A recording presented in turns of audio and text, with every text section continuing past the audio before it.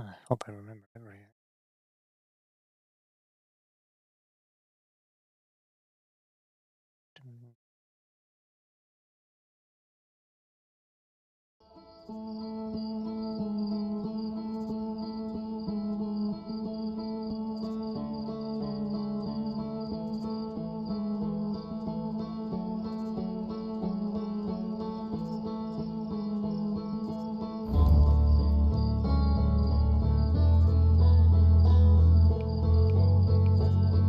All right.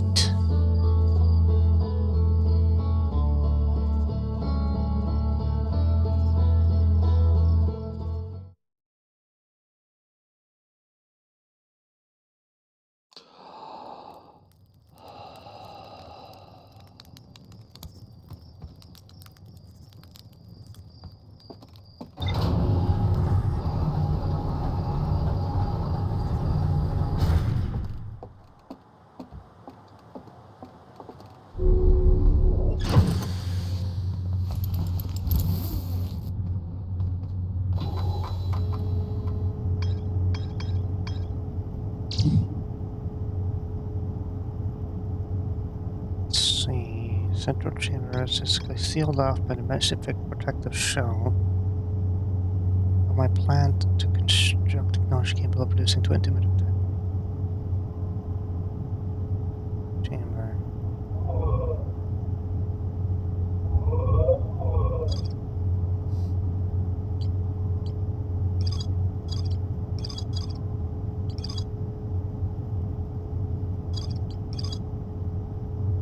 Transport was approved for installation in the central chamber.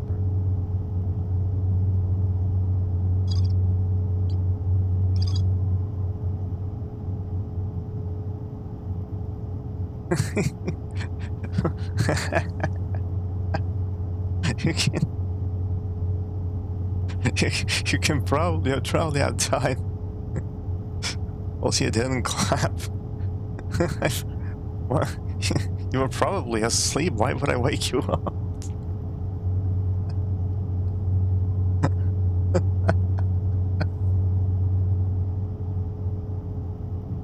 How on earth would clapping help?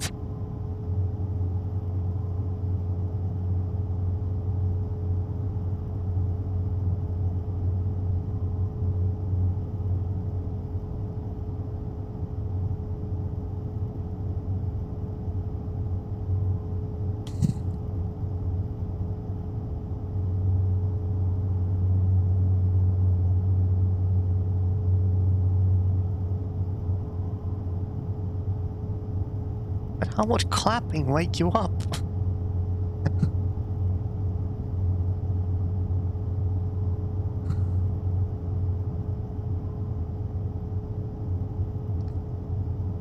Let's see.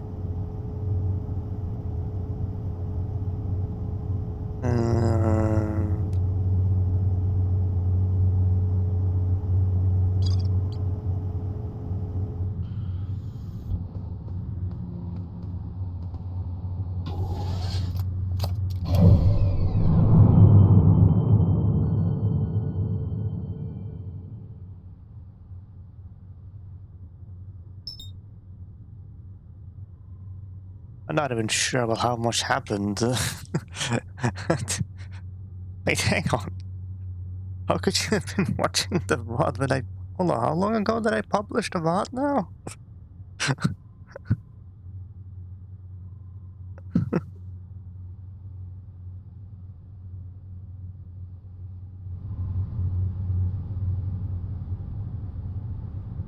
Anyway,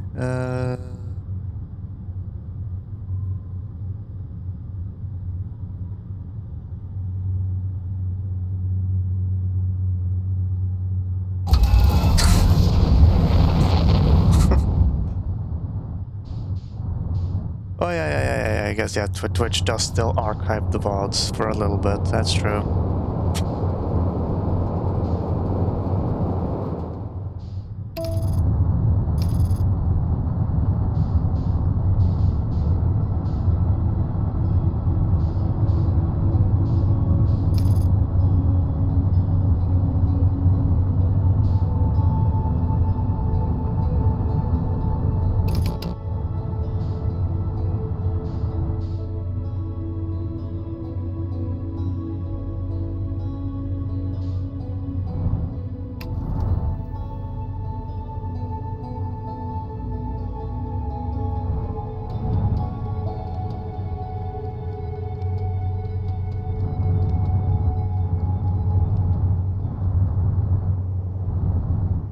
isn't that much left. Headed to the moon? Well... That was pretty much it. Oh my god. Do you think I can perfectly balance it on top of this? Probably not.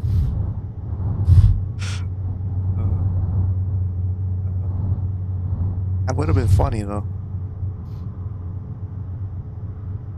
Headed to the moon, got booted off the moon, had to get back to the moon, and then get answers to my questions.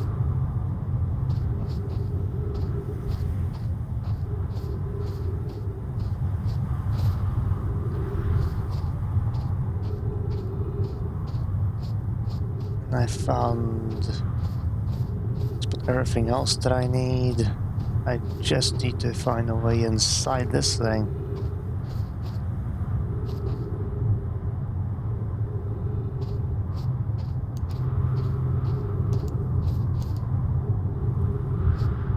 But the only information I can remember is what the information I have on board my ship, and all that I have. All I can think of to check for is to see if there actually are any cracks in the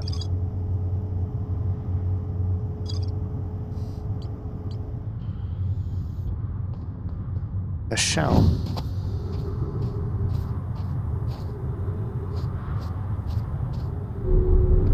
Try the entrance. The chamber is, and I quote verbatim, in a thick, impenetrable shell.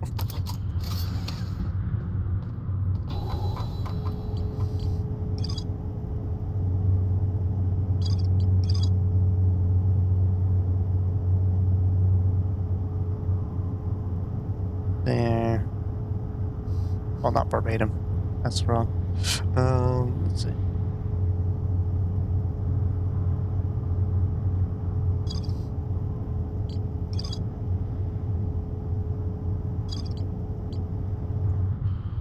And I've been to the sun station too.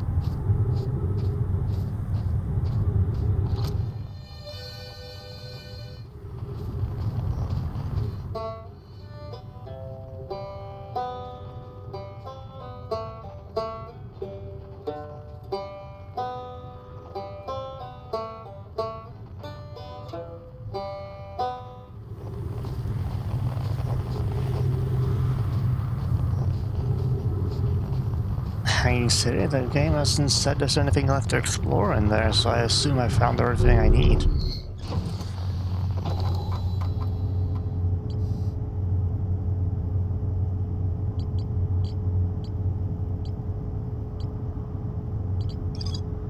Yeah, because the Hanging City doesn't have any... It's not marked.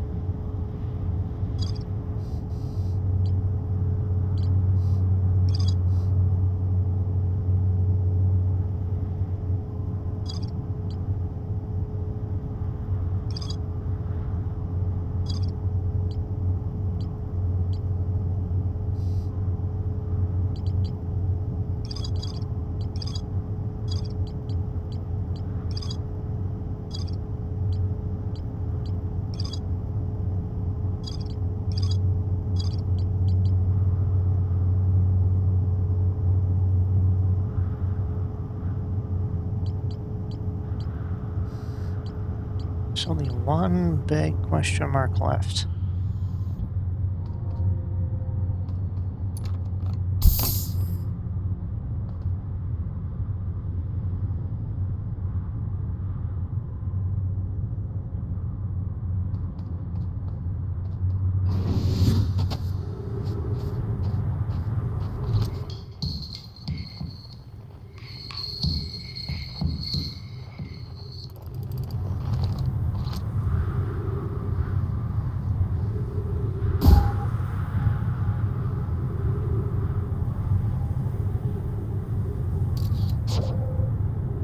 that fast?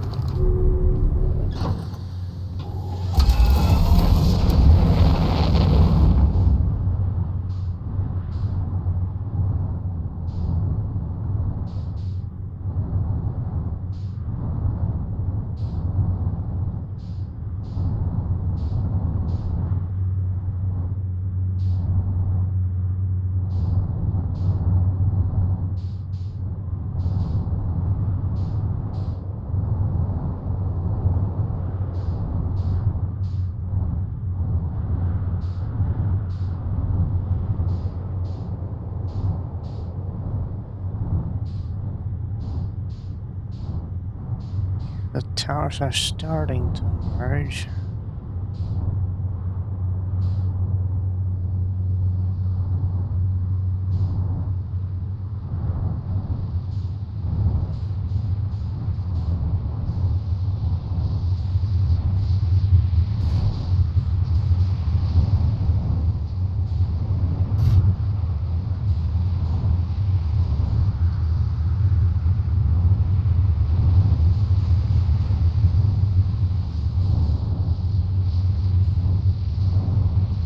Faster thing to do would just to be to sit at a camp or at the Ember Twin, but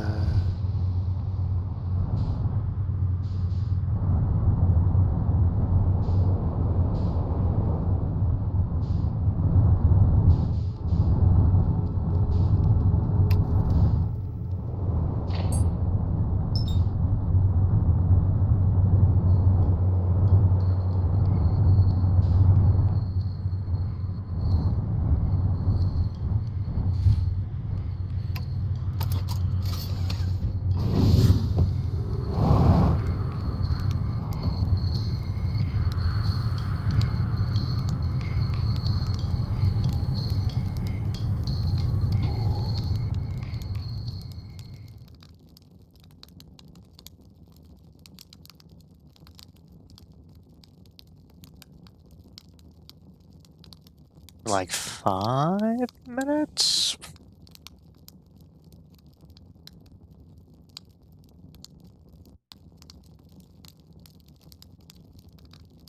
It's 4 maybe?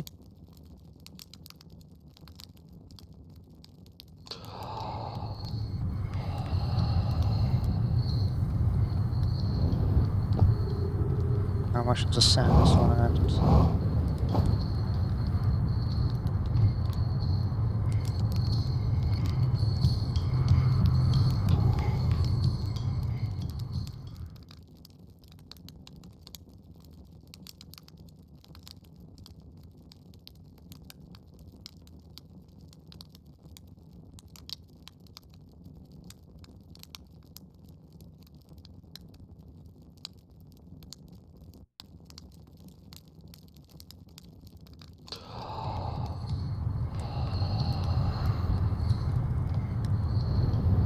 And the star started to expand. Oh.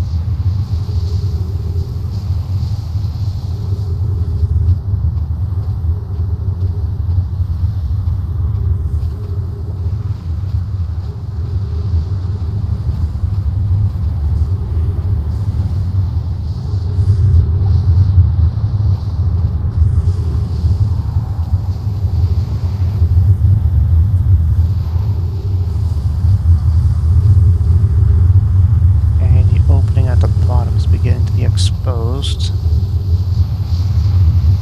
So there's not that much sand left.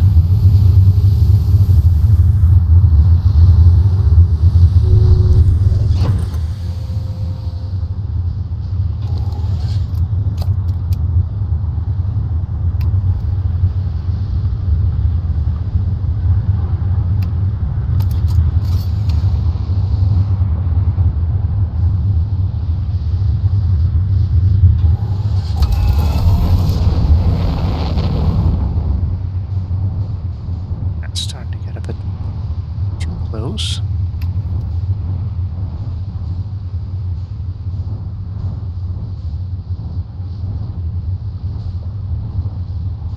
There's the core.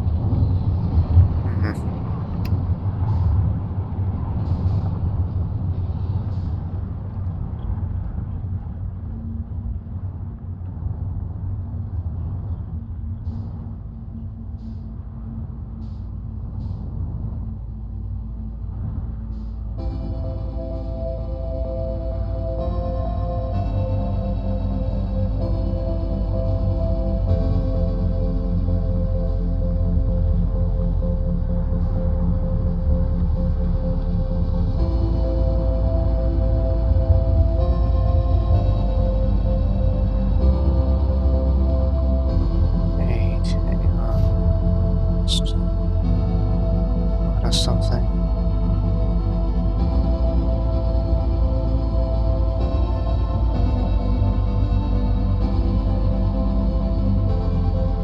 If there is this thing, come on. Man, damn you.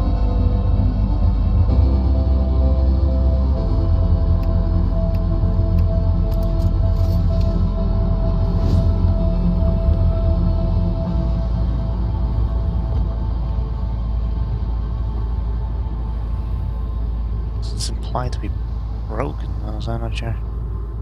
How about that bit's still open? But why would this even work?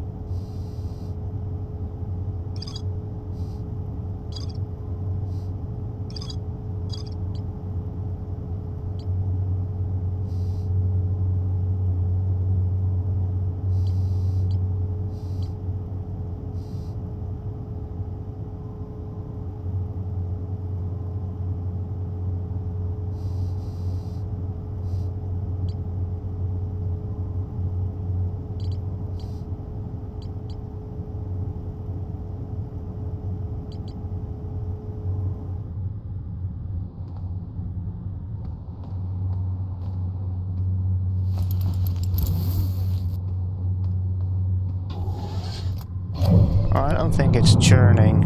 I think it's at a standstill, actually.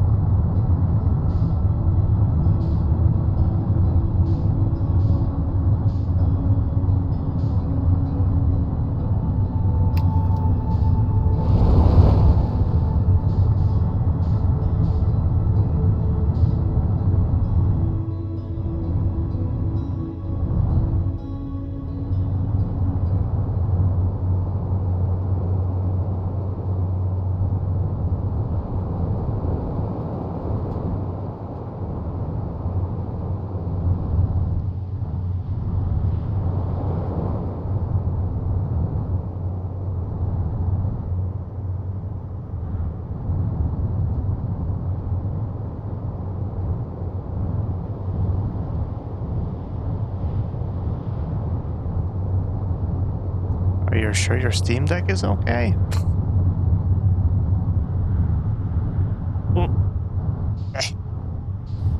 Damn trees. Would have been a perfect landing spot if not for the trees.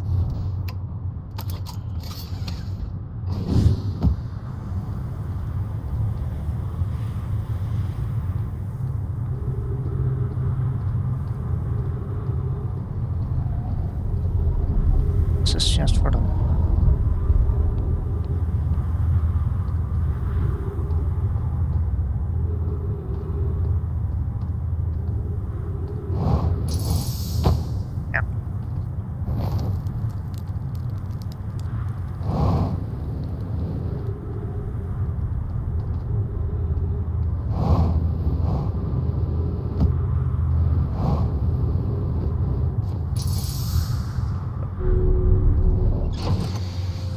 I don't remember. What did that other tower on the... Oh, come on. Come on.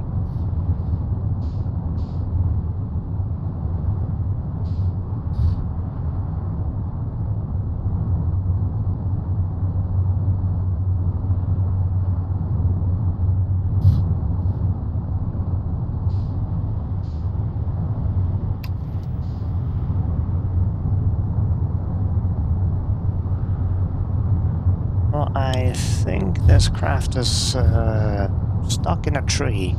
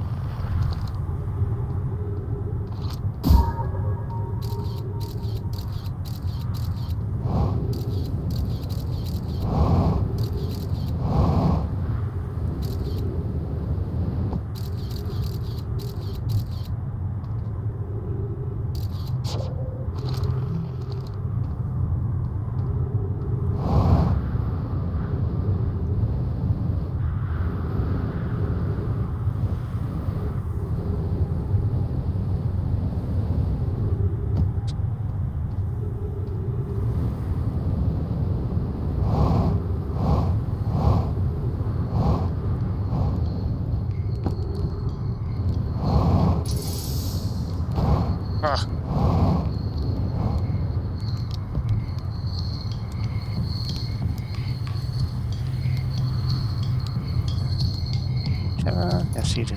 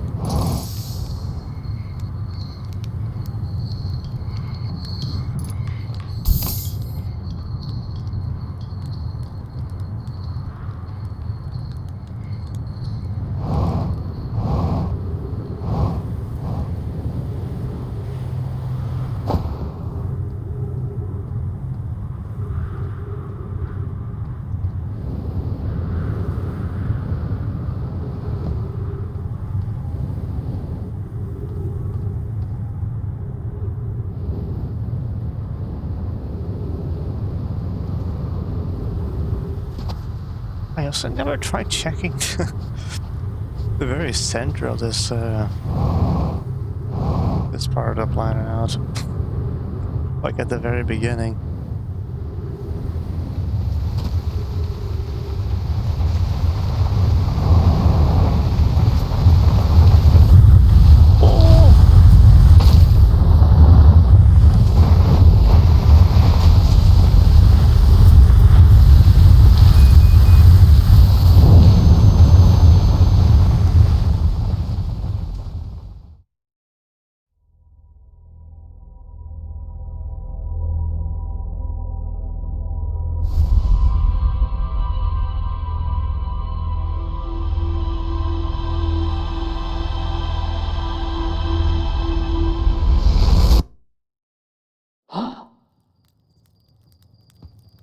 Which the game doesn't really give you a reason to do that.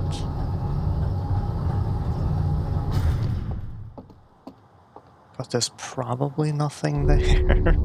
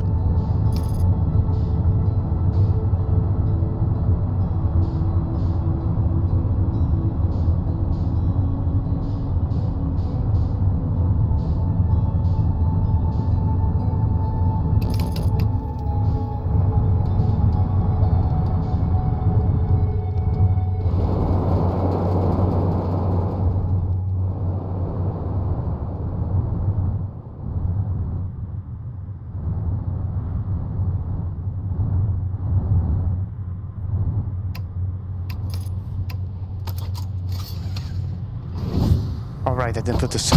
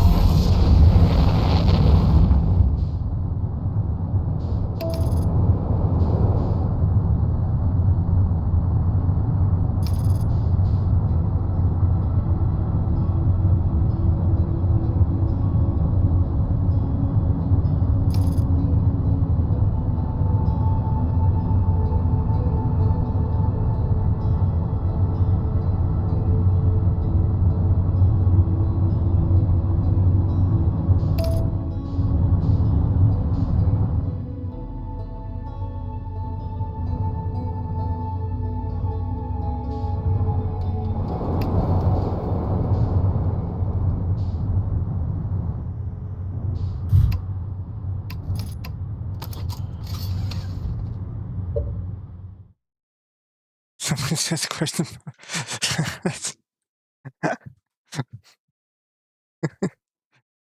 Well, it shouldn't be that weird. It's the same developer.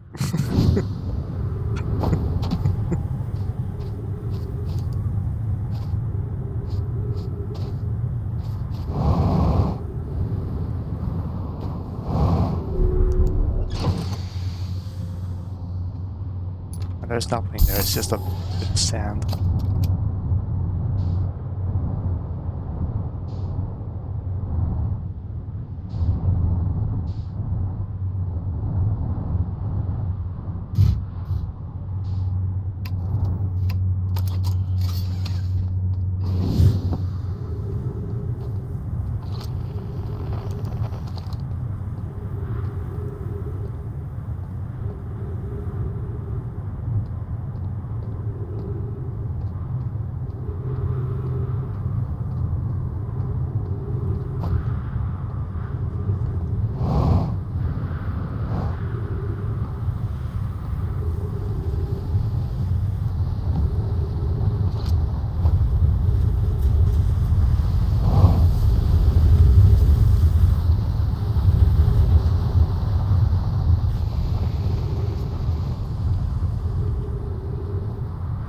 this the connect to again?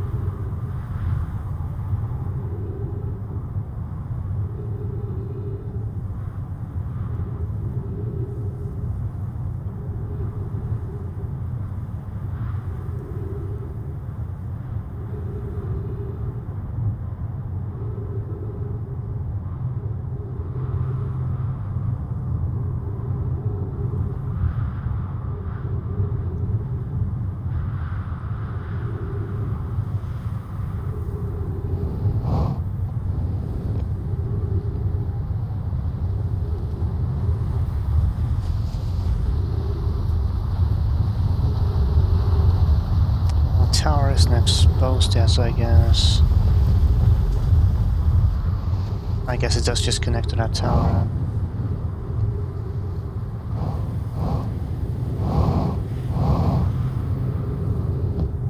That's more than just a full loop.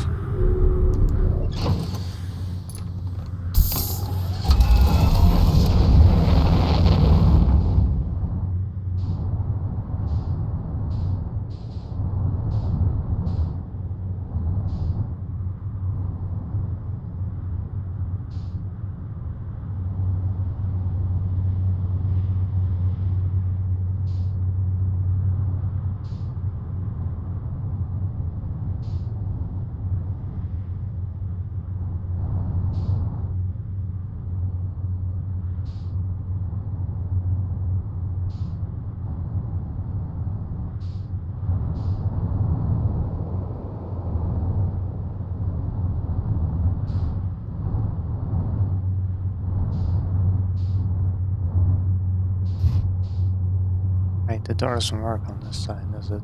Okay.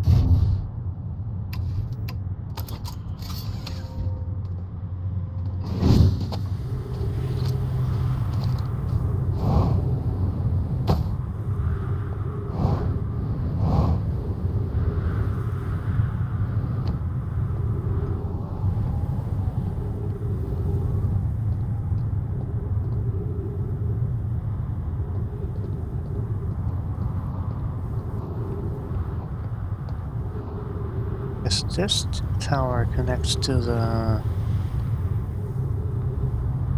Embered one.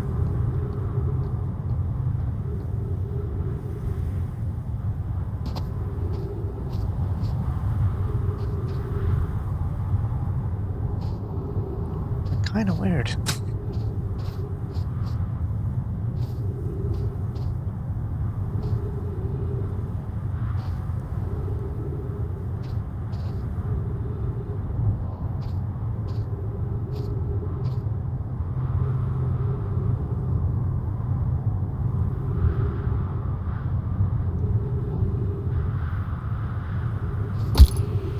Oof.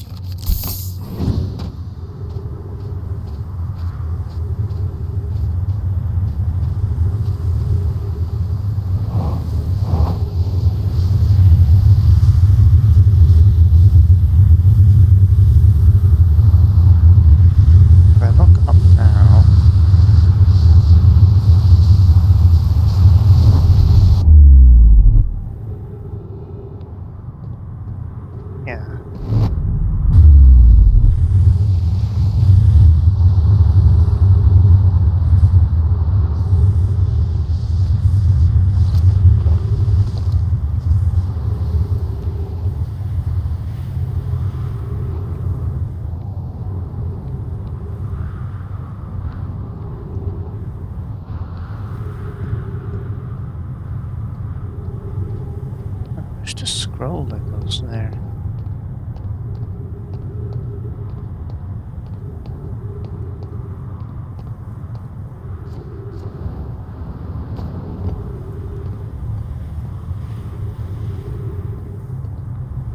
It's not up here.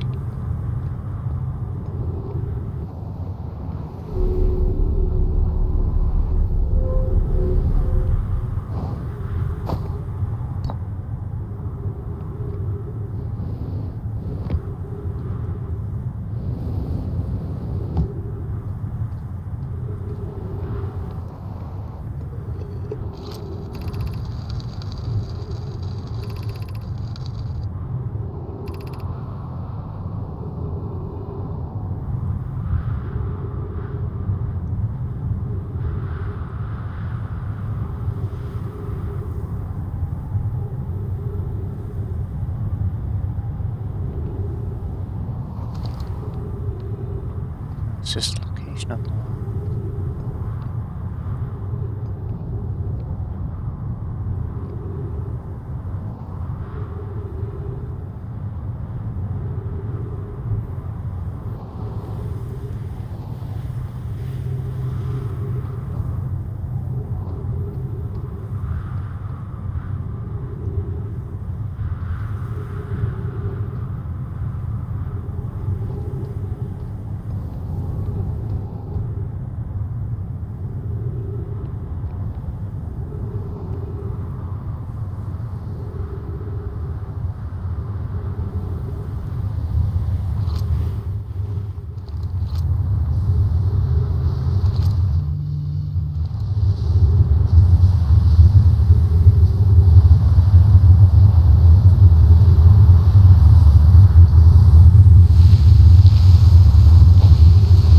Yeah, that just pulls me into the...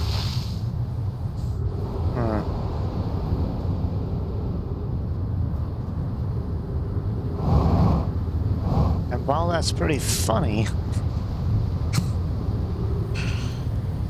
it's not very helpful.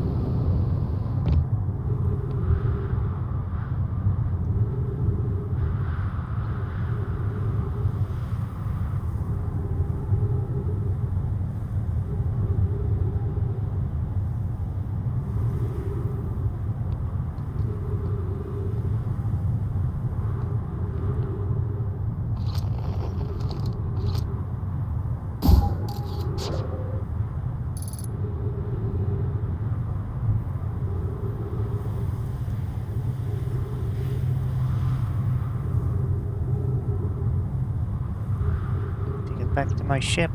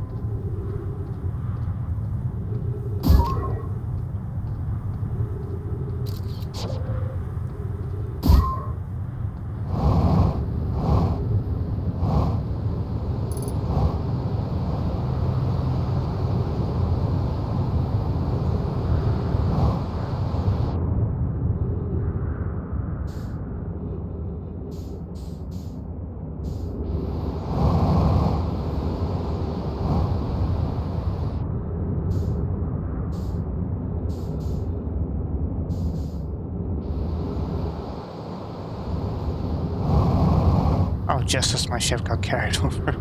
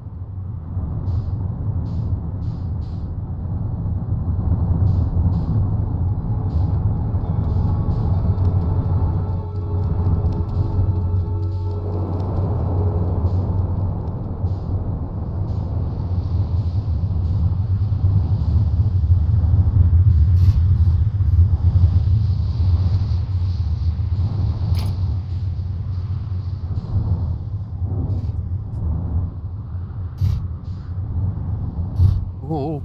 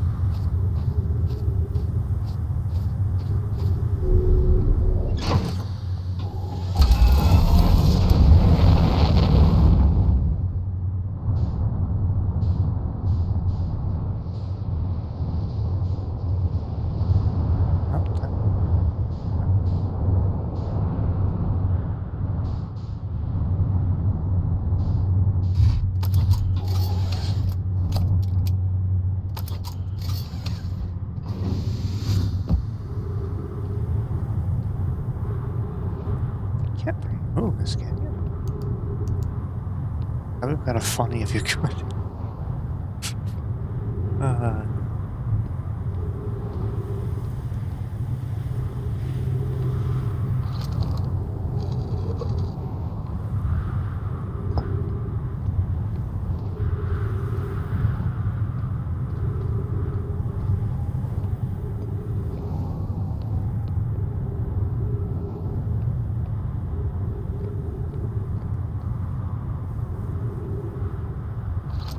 How'd this guy die anyway?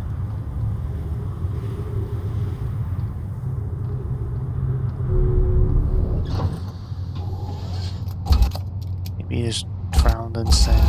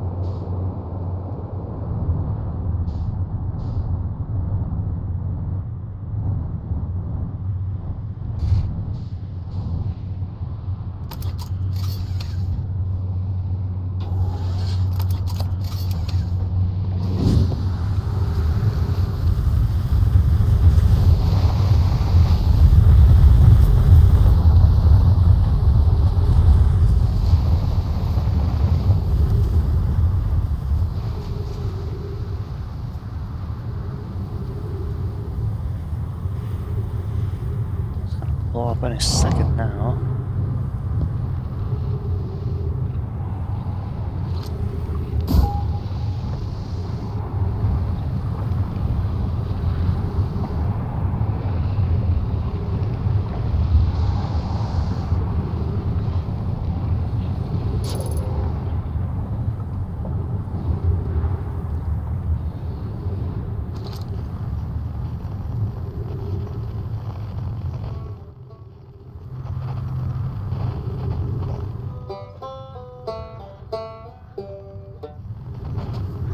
For space. Yeah, it's just about the end at this point. There's only one location I haven't like managed to get inside of.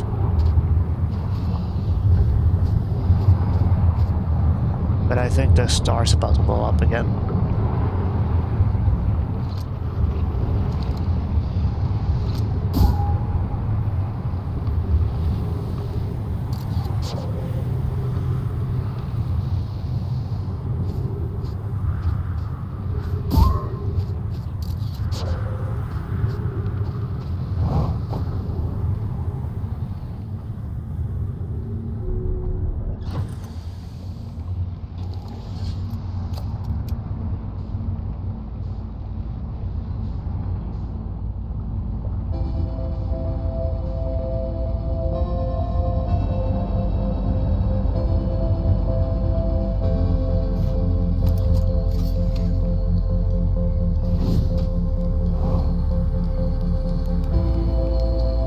Marshmallow.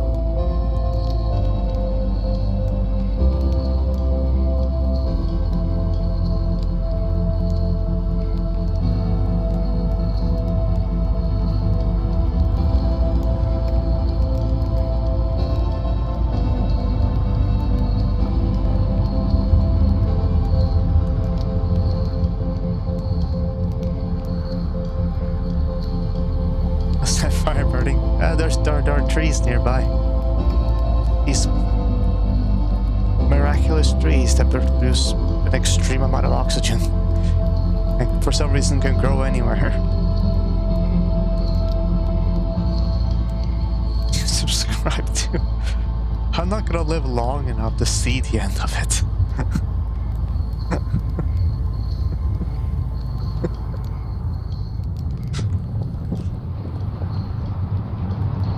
In fact, that sun's gonna blow up long before that happens.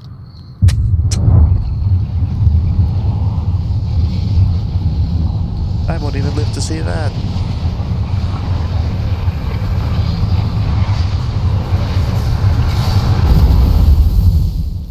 There's a whole Doctor Who episode about that, actually.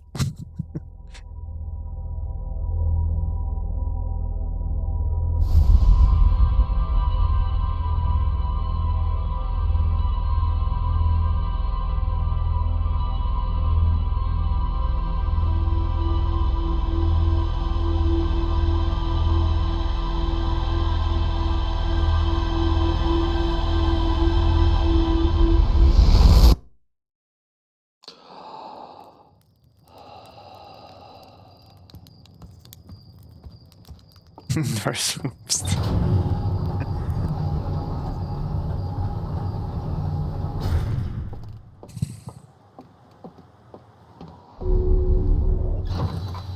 Oh, shoot.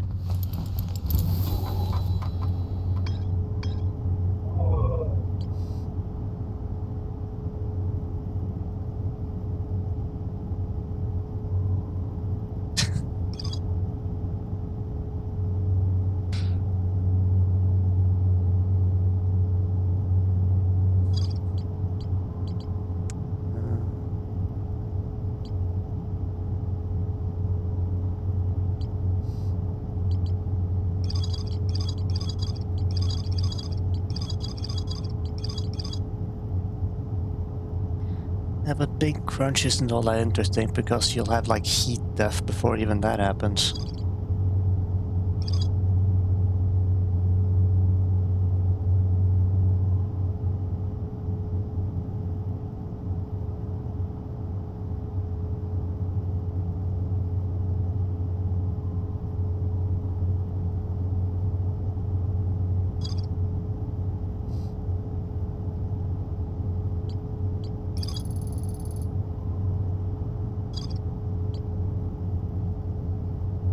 episode.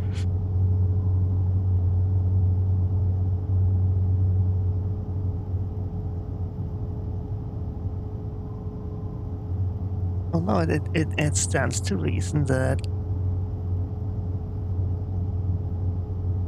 at first the universe is expanding because it's accelerating, and then eventually the acceleration will slow down.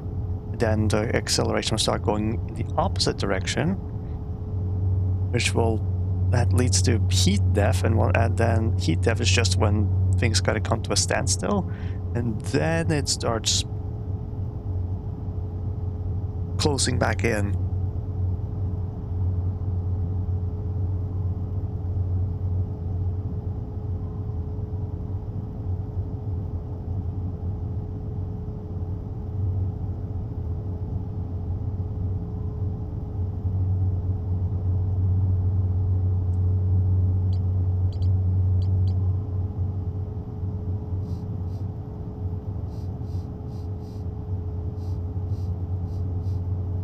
Pretty sure the end of the universe in general is a very pessimistic thing to think about.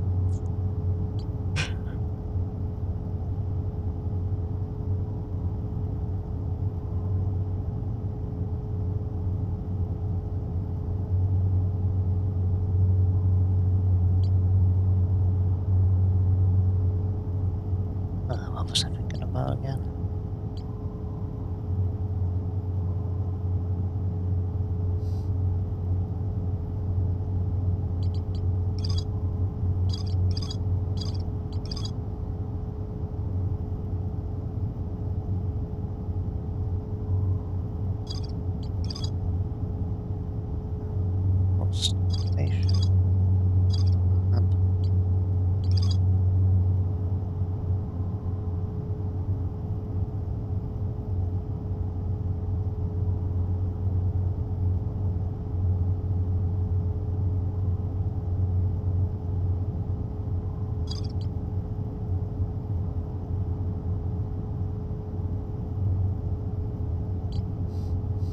It's not incompatible.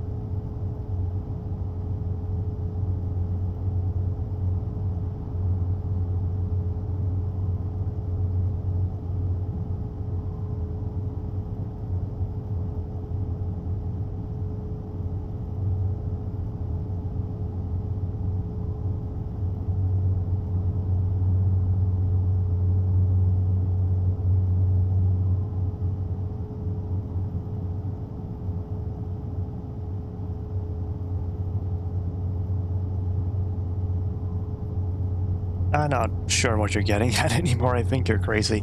Let's see here. Uh,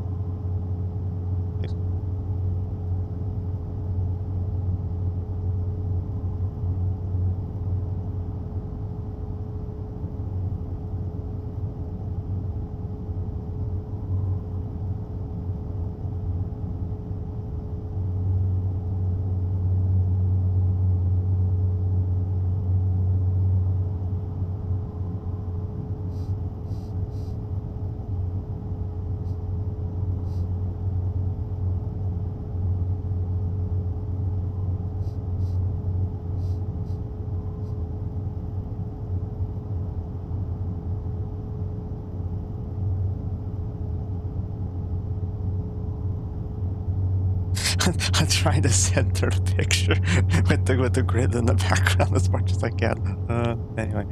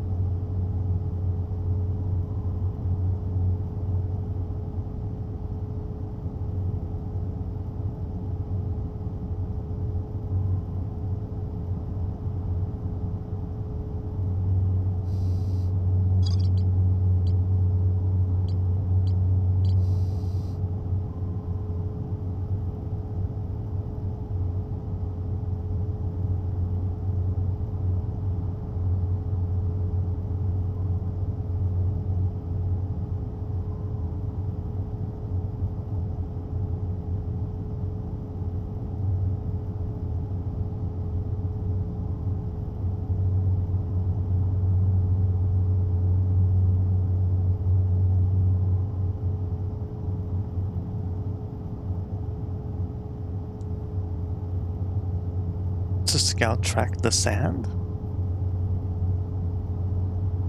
Huh?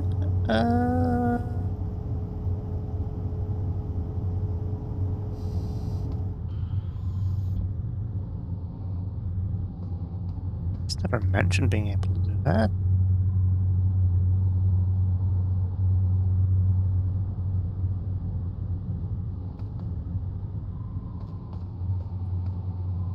I don't recall it doing that, but we can check.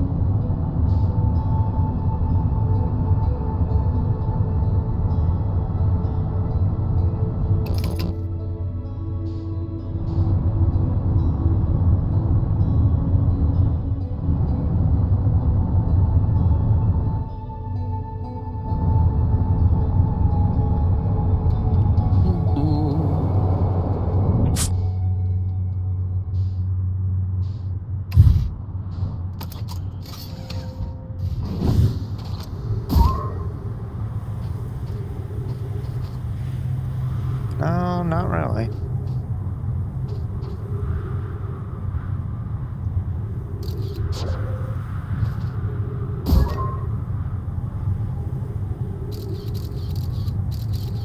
Doesn't even measure gravity.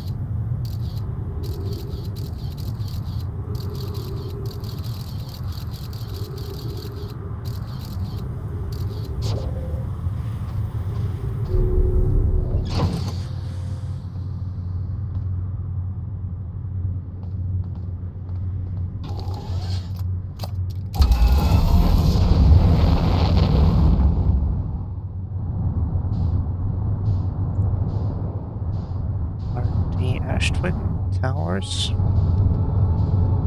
there yet? No, they're not.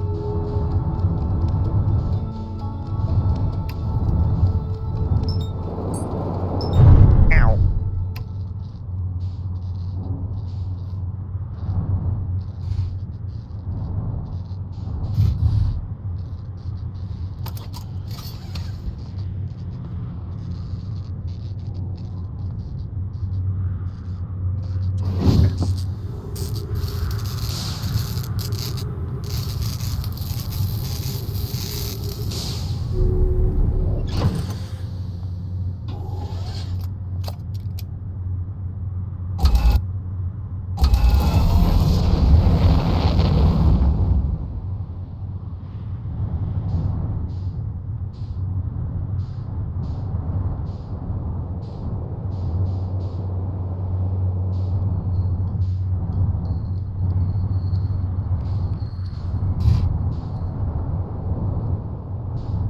See what happens to if it gets hit by the...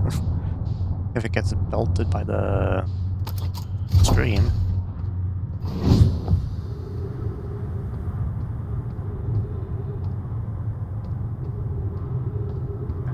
To get closer.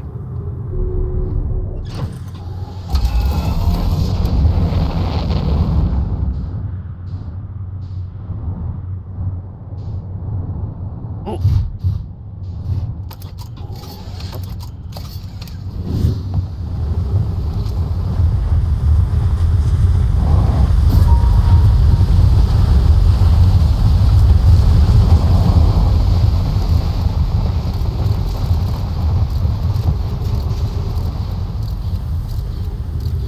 That's not a direct hit. No, that just passed by it.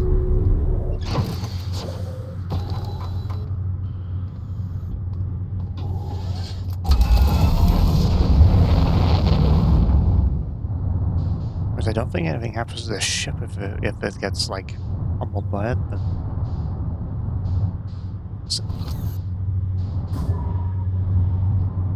There we go. That's a better spot.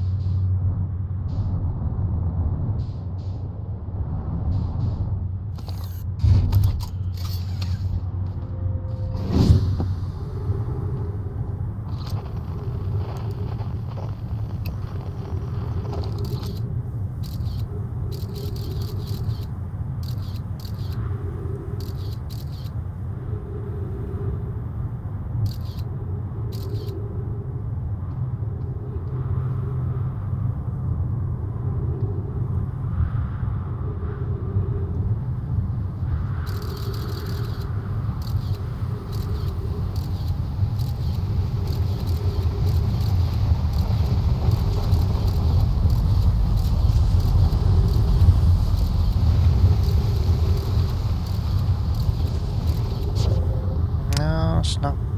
Why?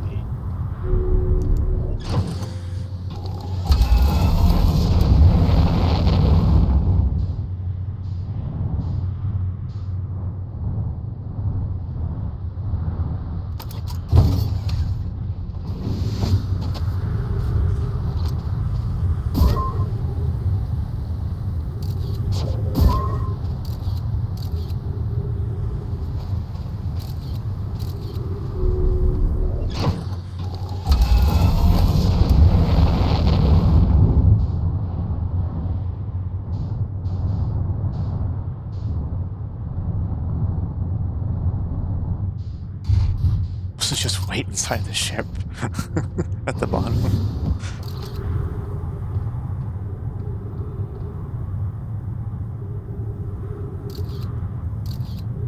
If you leave it inside of a cave, it might get like crushed against the ceiling, of course, and then you get the emergency retrieve.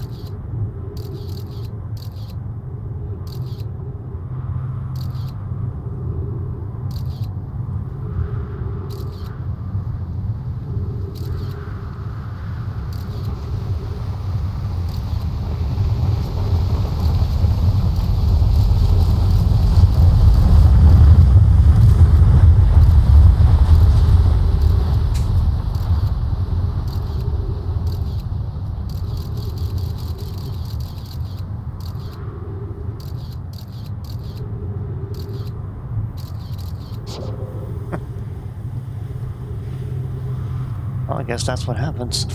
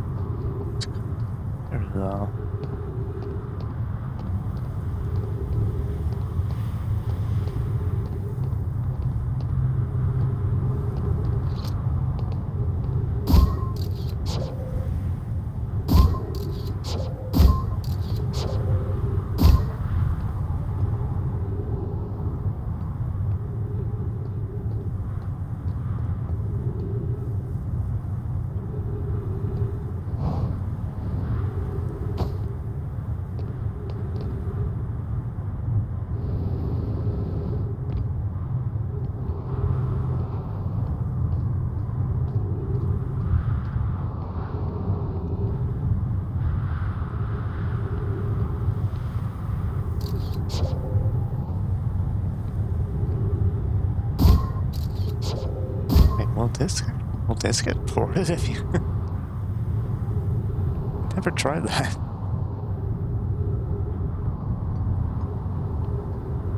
It should get moved.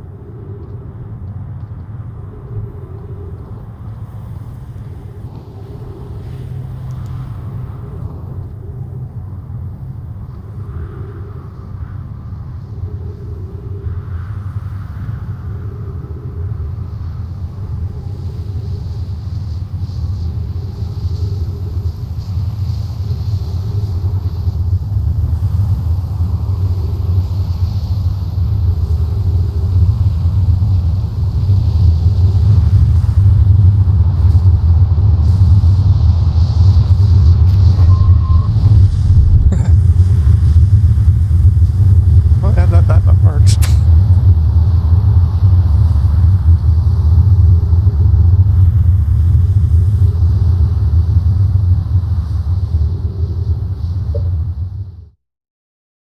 Okay.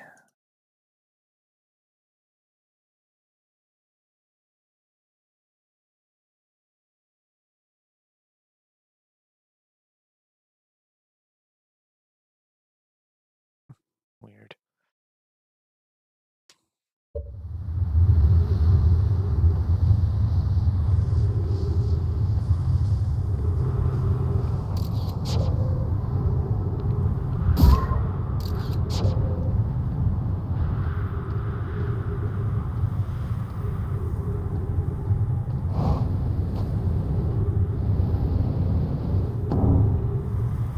Perfect landing.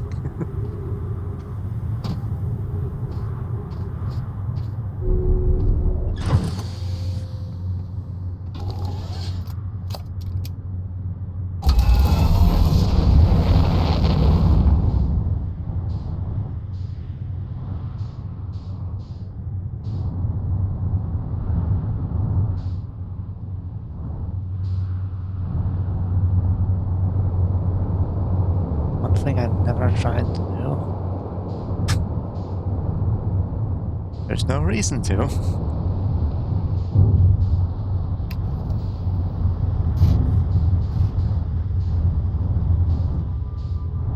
Might have to not plant the ship in the next to it.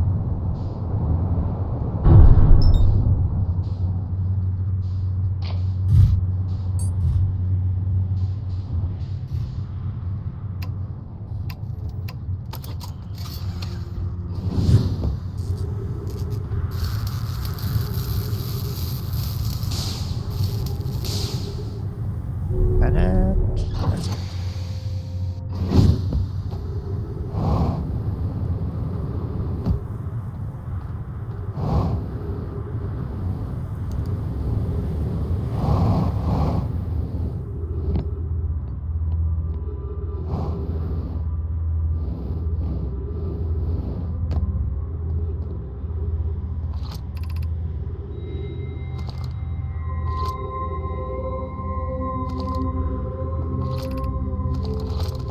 it.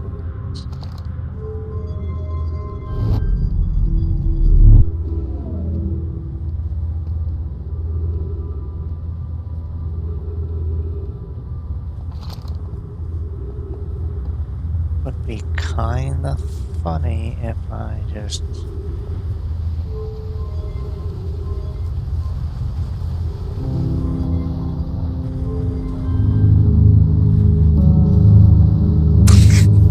Take that, moon!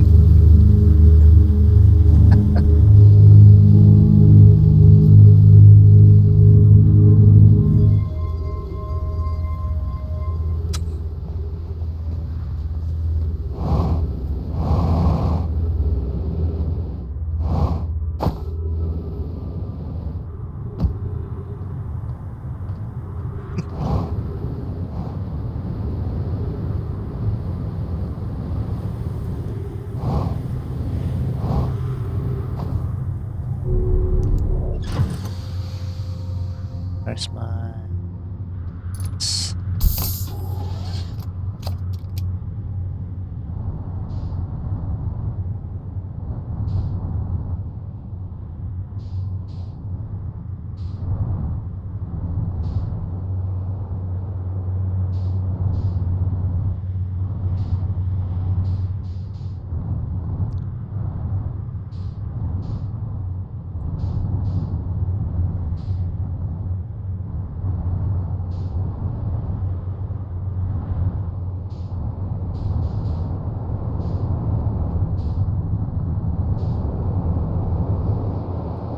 haven't actually like landed properly.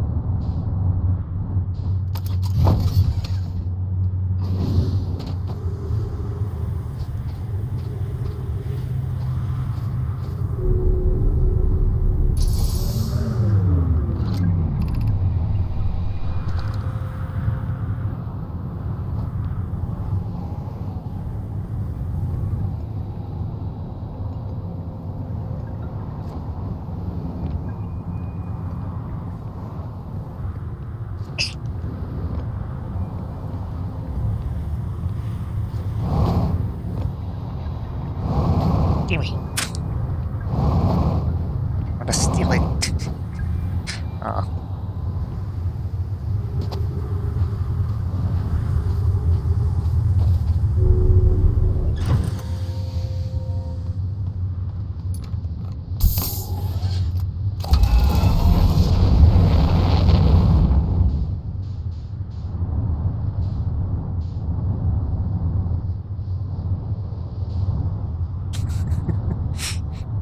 Yeah.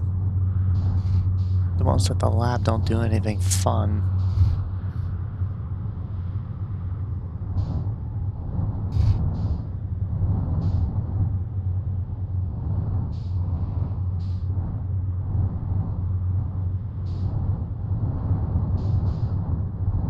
Whoa.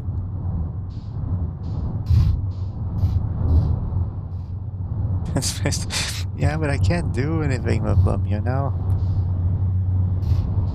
Can't like drop them down like a pit somewhere and then use it and then teleport into it.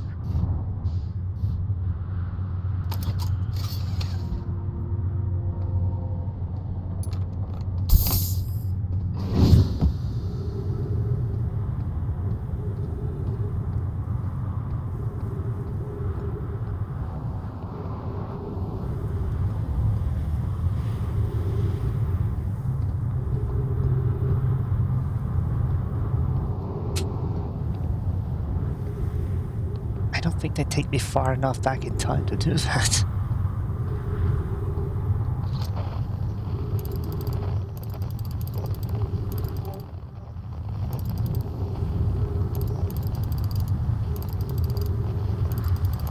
Why does this have like a zoom?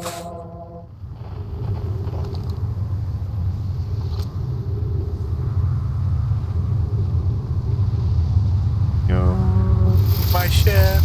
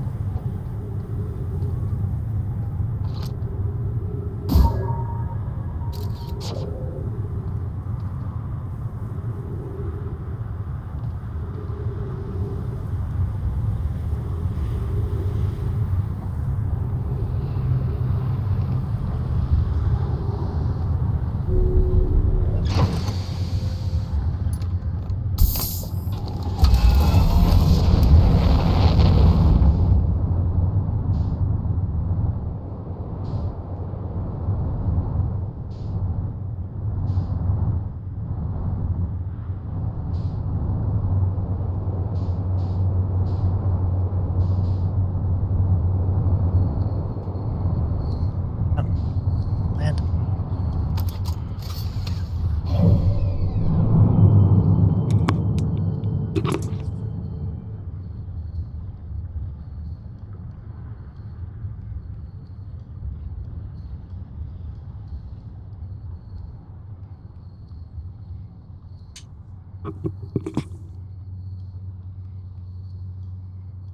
Just have to close the door. Let's.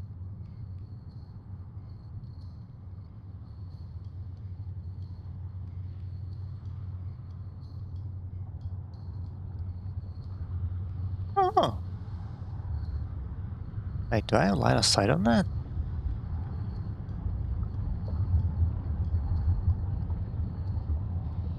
Well, maybe I believe I'll be able to see it. Maybe. No, maybe not. Oh, there he goes.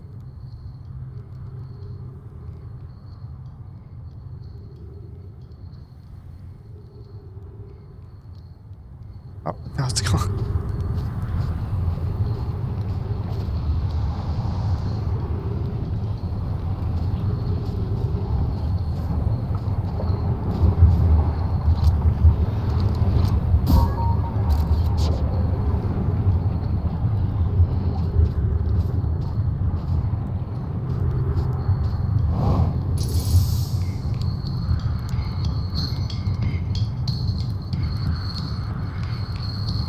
Oh, it's still taking a while.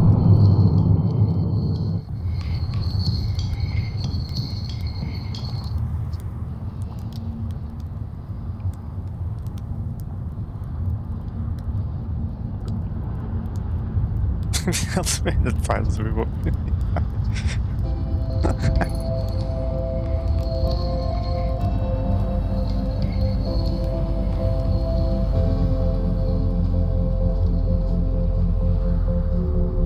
Does that actually update?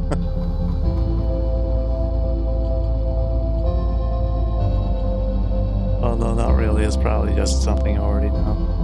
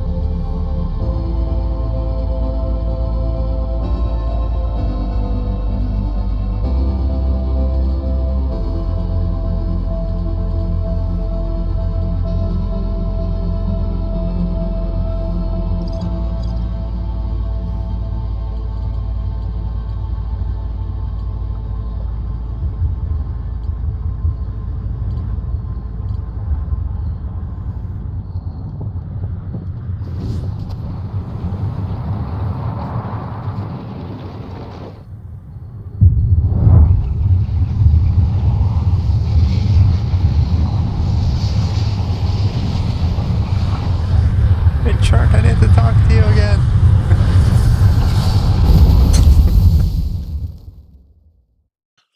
Different depending when you're in the loop, huh? That's funny.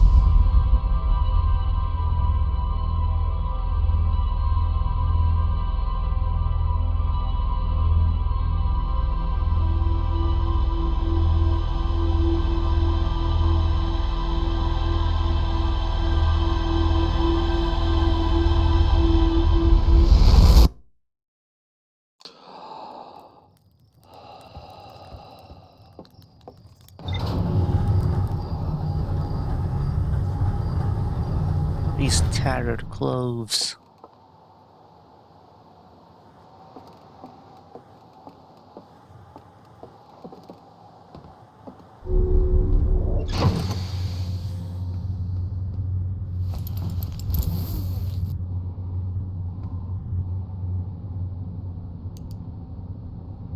What's in these cans? Fish? There's fish on the planet?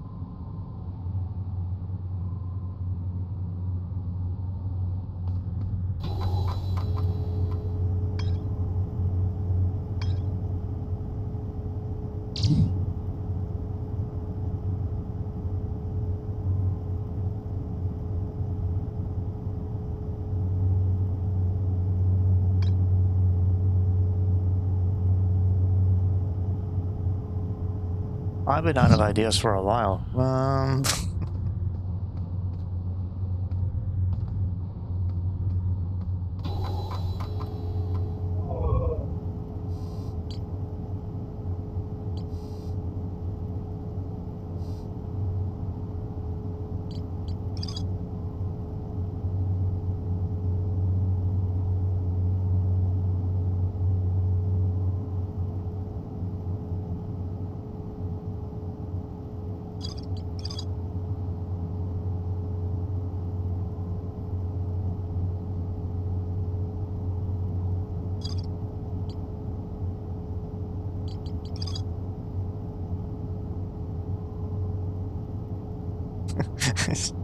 It's just like it has a specified briefly supernova proof.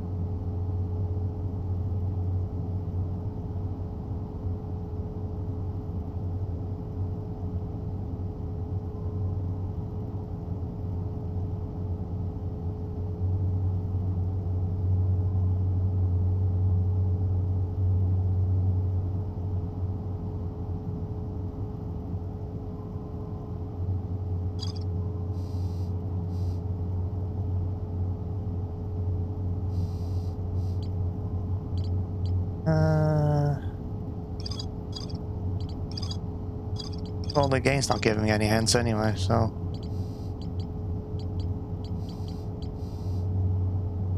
Go ahead.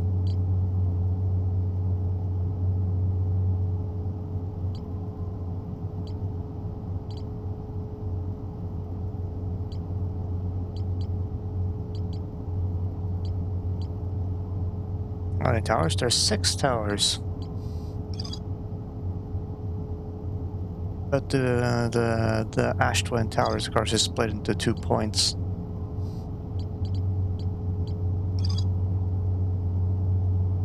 And one of them appears to be broken.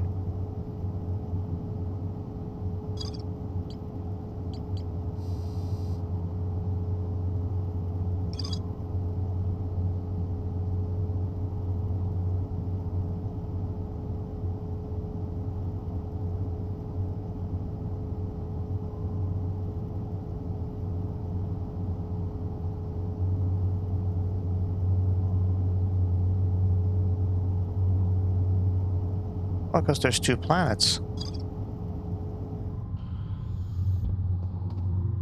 But the warp tower for the Ash Twin one seems to not work, so...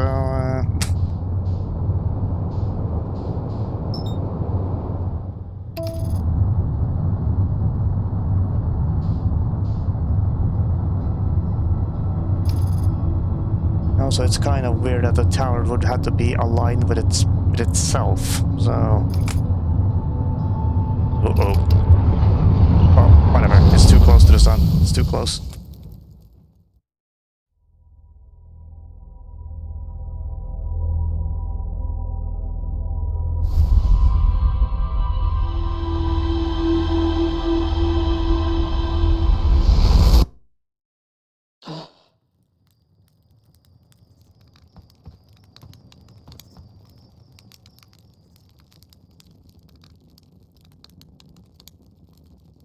How long until it... Probably on like the 5-minute mark.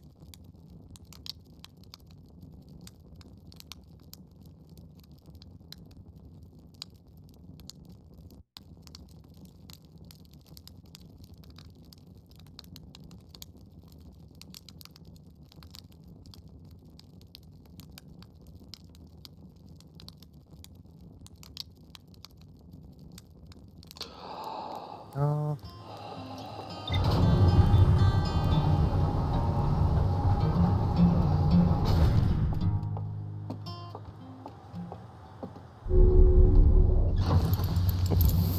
No.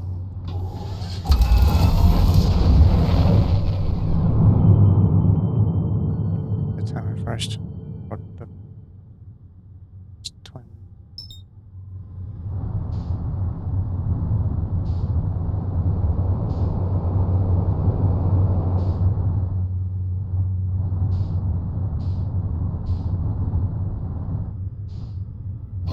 Which direction is it? Okay, in that case, I'm going this way.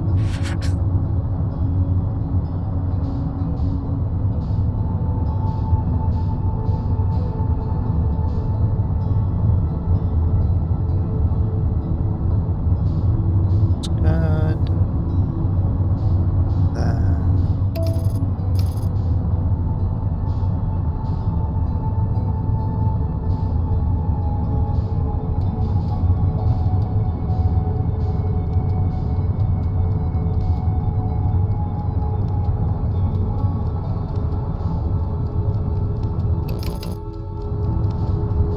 Oh shit, you undershot it, you useless flight computer.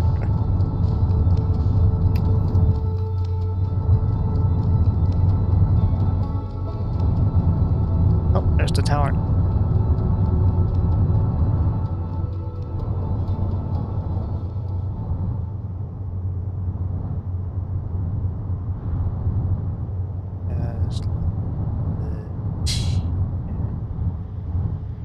This should be safe.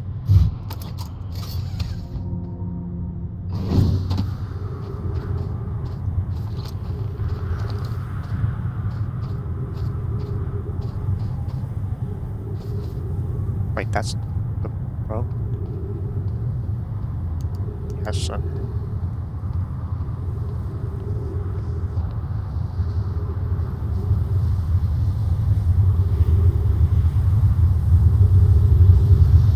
It should do something once. So not this point. I guess they're not getting pulled into the air because of all the sand. Oh dear, I got my ship too.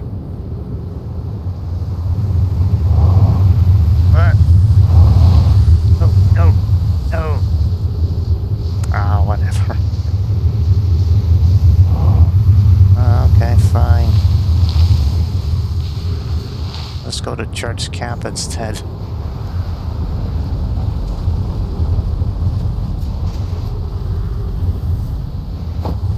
Now, where's my ship?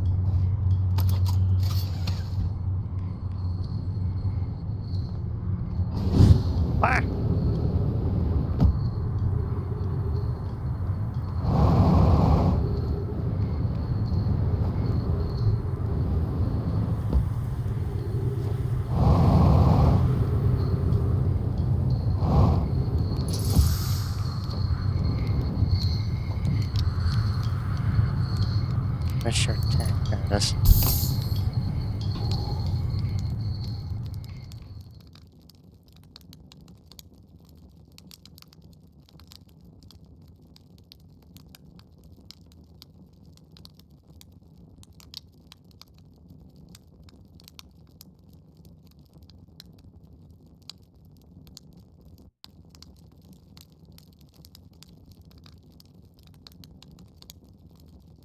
Four.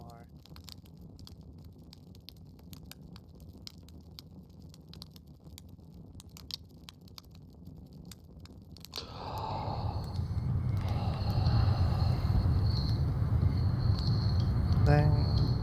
Nope.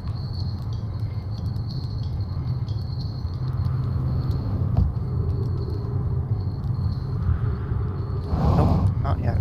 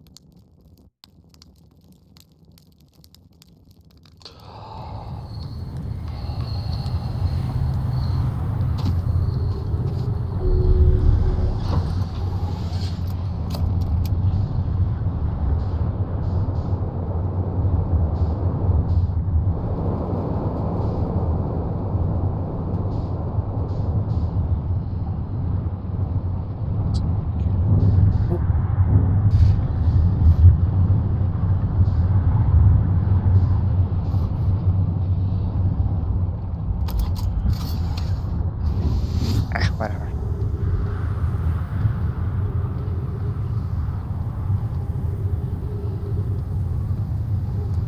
Actually, if I... Looks like I actually get it if I get it from the other side. It's that one cactus that prevents me from, like, landing the ship in here.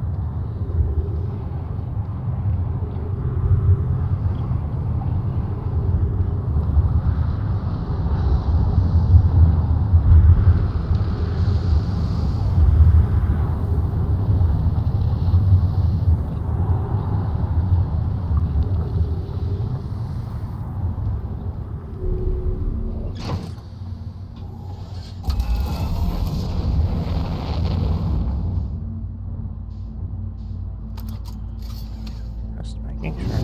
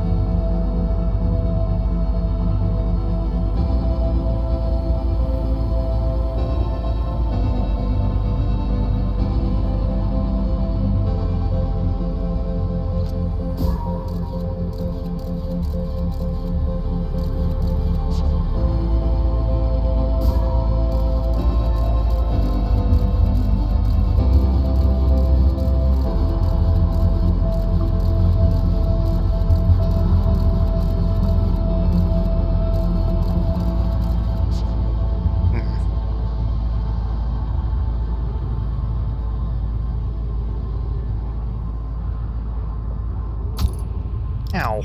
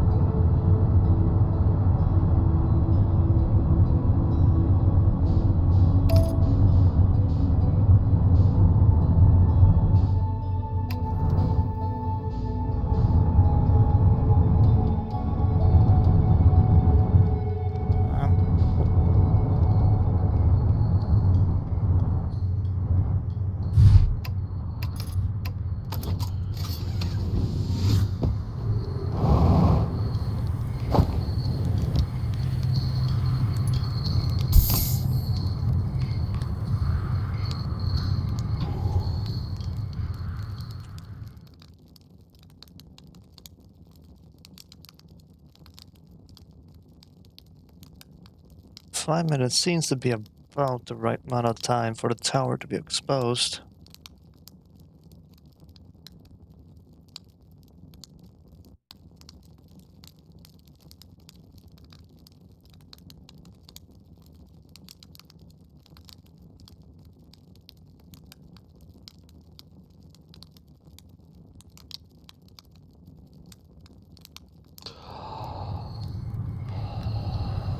Next 20. Yeah, I think just need a little bit of time, yeah, until it's completely like accessible, but it should be visible now.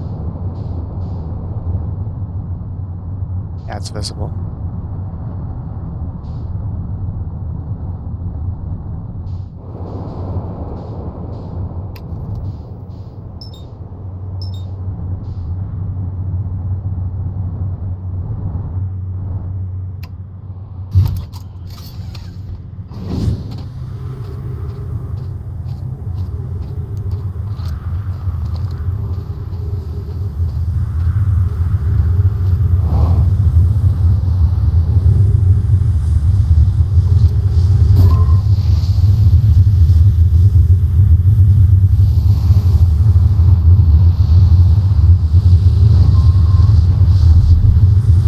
Okay.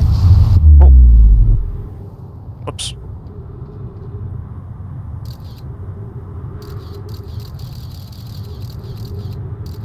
It's in the right spot.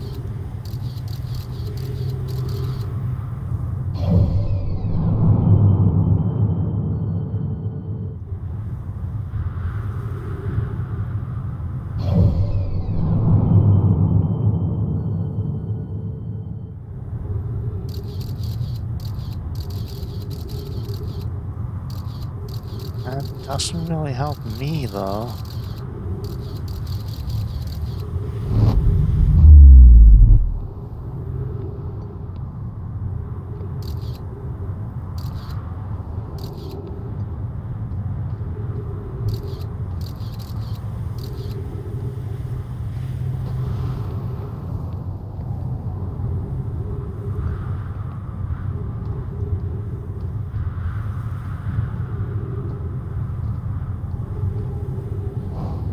Taking some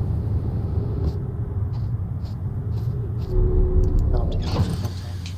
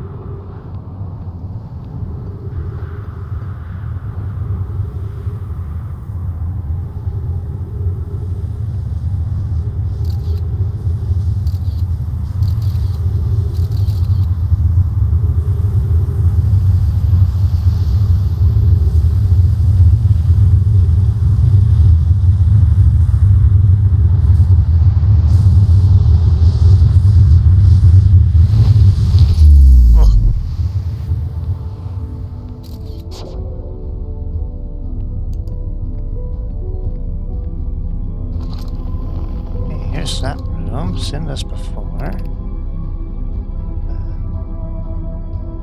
Samples. It's an approved tracking module. Giant step memory statue. Timber heart memory statue. Oh, that's a cycle transmission. Oh, this one's broken. Well, it's not broken, it's been taken down.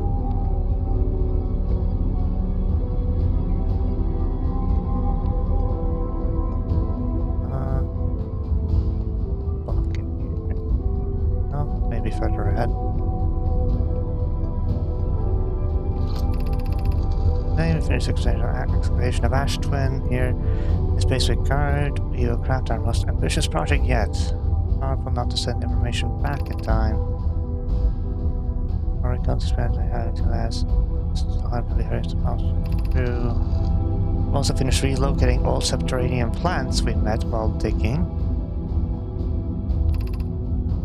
We'll need to keep our eyes on how significantly we've altered the environment here. Boat just sent the warp core for the final tower. Us from the Blackwall Forge, the Ash Twin can be connected to Giant's Deep. Where Kasawa is working, Avens to craft the orbital probe cannon, and Flux is sculpting the memory statues. Stop by accident the core from a warp tower, where Warp Tower was the last to be forged. Cores could have been forged faster because I would interrupt my work less frequently to ask for updates. The important point is that we're all connected through Ash Twin now, and also that I'm no longer needed for mediating your disagreements. As Giant Steve tested your Pro cannon today, Mal tells me the cannon's doing well and Evans advocates for more launch power. We're not going to coax the maximum power from a device.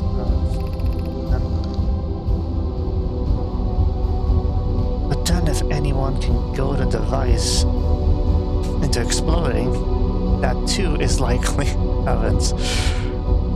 Perhaps I should check in with the Orbital Probe Cannon crew in the interest of safety. Would it help to remind Evans that Mallow, his love, will be one of by aboard a cannon, or is Mallow part of the problem?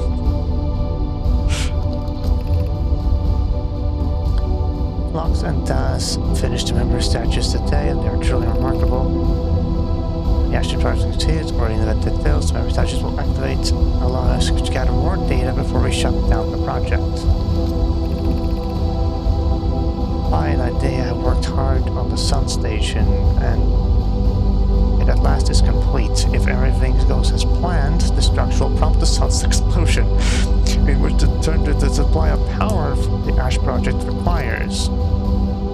Impressed by the mental fortitude, this was the project's most difficult task in more ways than one.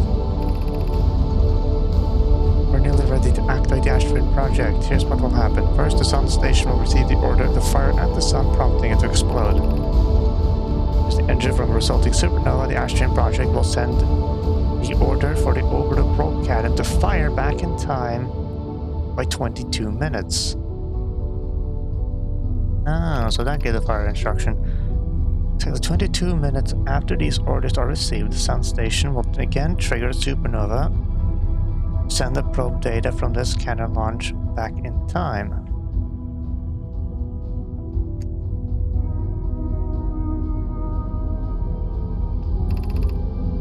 In total, each cycle created by the Ash Twin project will last precisely 22 minutes and we can end the cycle at will.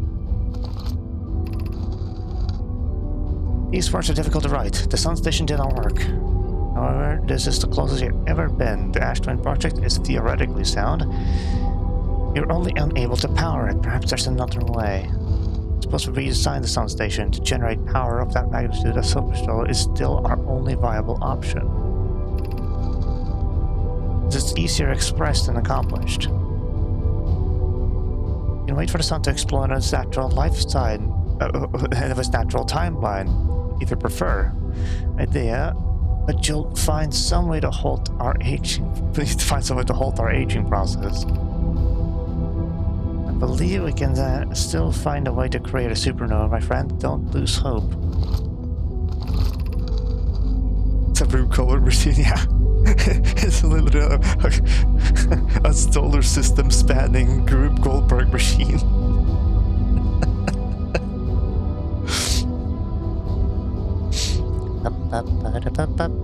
We are holding our research into creating a supernova for this moment. Comet has newly arrived in the solar system. We are anxious to explore it. It's been a very long time since you last explored somewhere new, so we're excited to welcome this comet. You might put knowledge flying in from there, and it's like another doomsday device.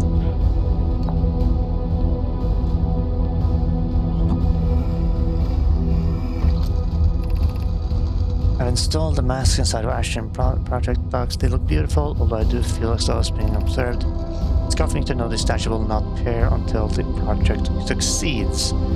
Otherwise, I imagine the experience will be hard to endure.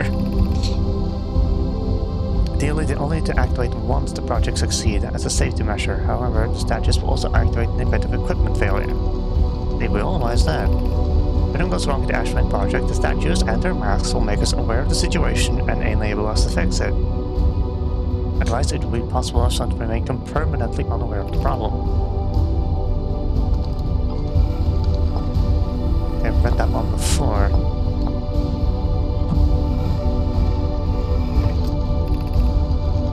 Good news, Jarrow. The advanced work core is ready to be installed. No, it isn't. Is everything well at the forge?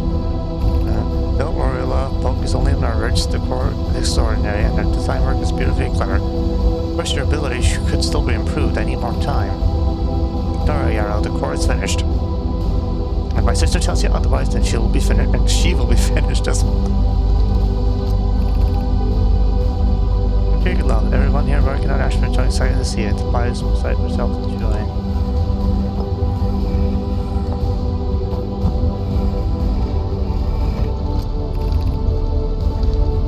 My gratitude for the latest shipment. Well, this ore should be the last one for the Ashburn project.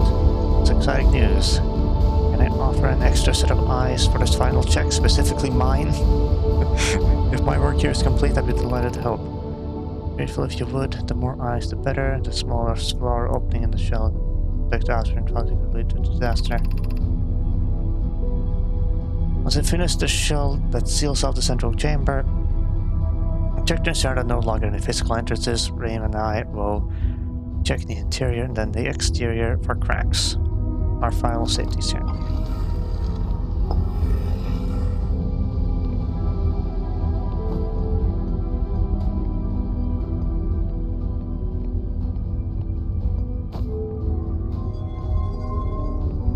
What is this?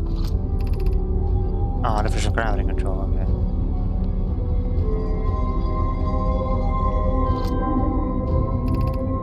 You're about to access the core while the Ash Twin project is active. Moving the core will disable the Ash Twin project.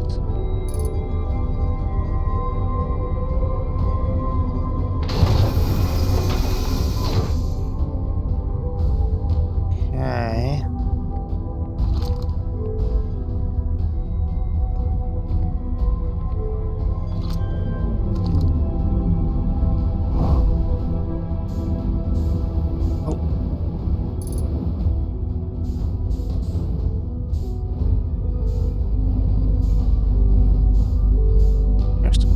I don't know how much time I have left.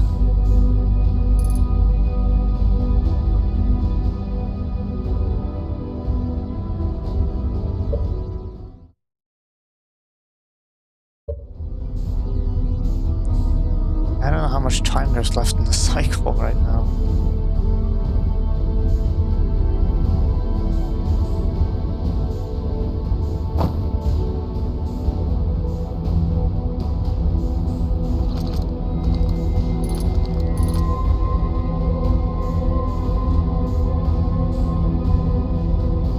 I don't think 8 minutes is enough.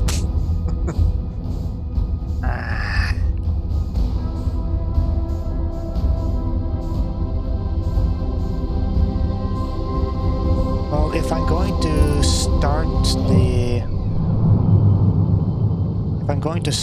the engine on the ship, I need time to get to it.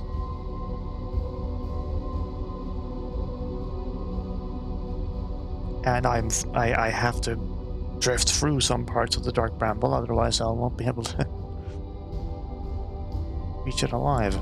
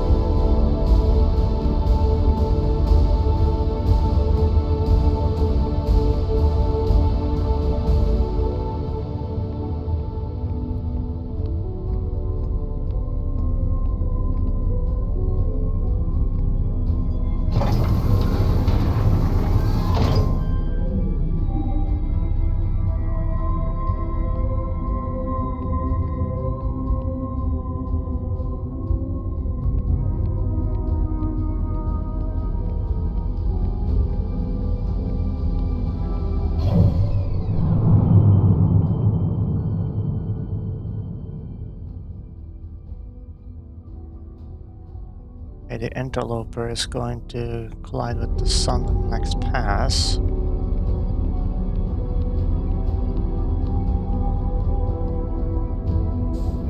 But I need as much time as I possibly can get. I'm gonna have to restart the cycle.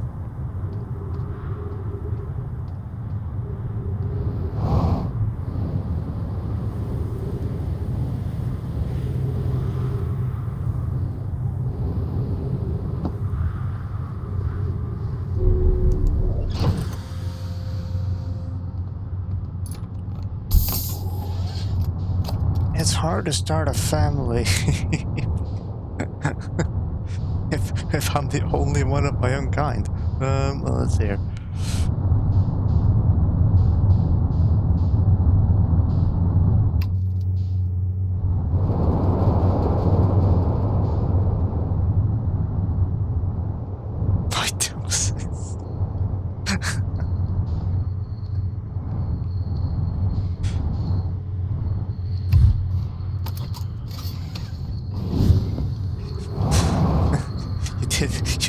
You didn't even bother with say like parthenogenesis or something like that. No, you went straight to mitosis.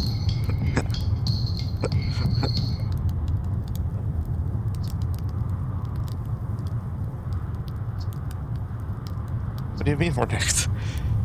It's sorry to see all those stars are dying out. But why had to be born at the end of the universe and our sun at star charts? Why did I want to update them so badly? I didn't have to know, but no.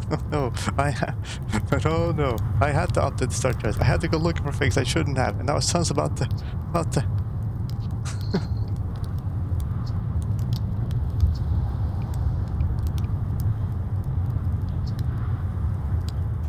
Why isn't that great? You know what? I found my thing myself. Most of them had to do with the sun exploding. Who cares? Why does it matter? Nothing matters anymore. The sun's about to go supernova. And the only research, my life's work, wasted. Wasted, you understand?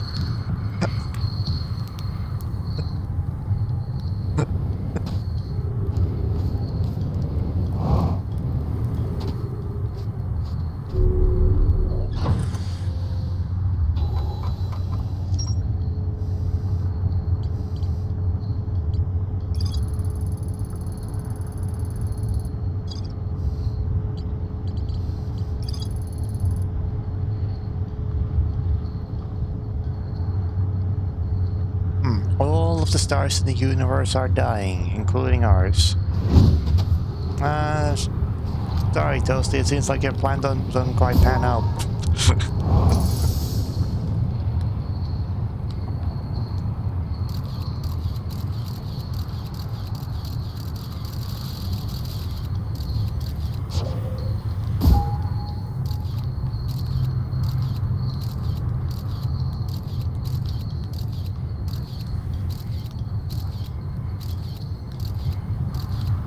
Who needs stars?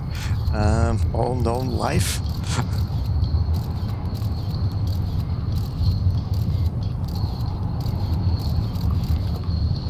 Oh.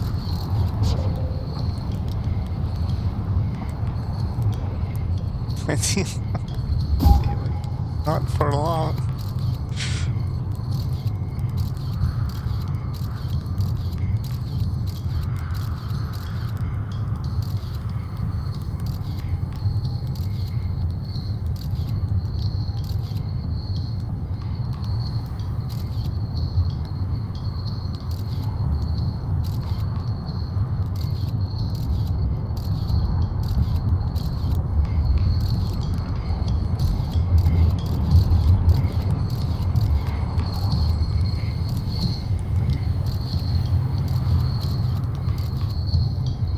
It's still flying. I don't think it's lined up on anything yet. No, it's in orbit.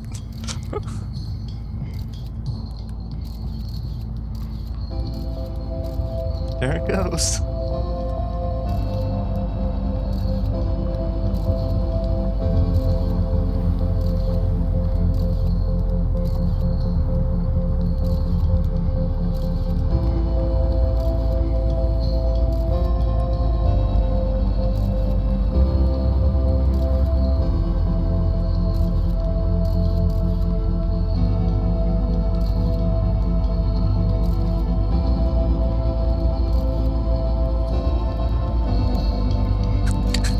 how he never stops playing though.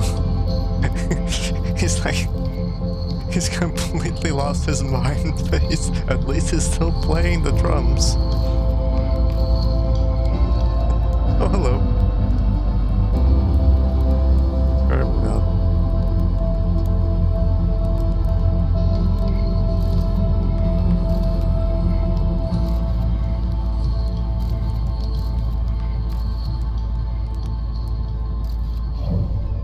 How far is it? Oh, wow.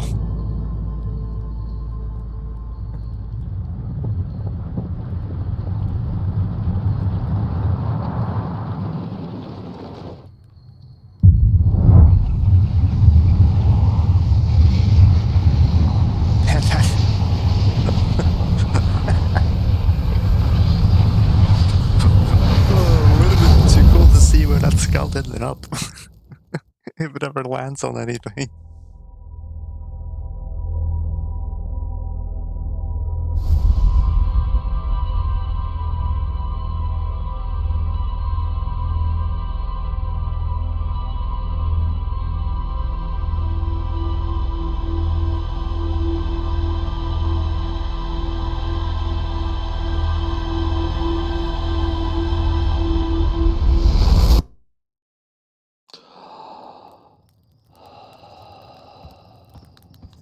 Okay, but then we have a plan.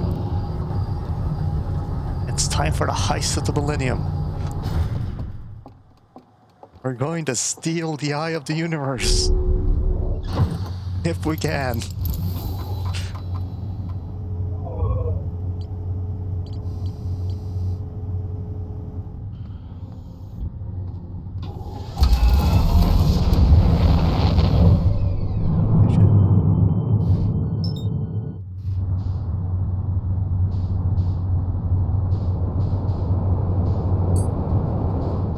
Should go for Ember Twin first, actually.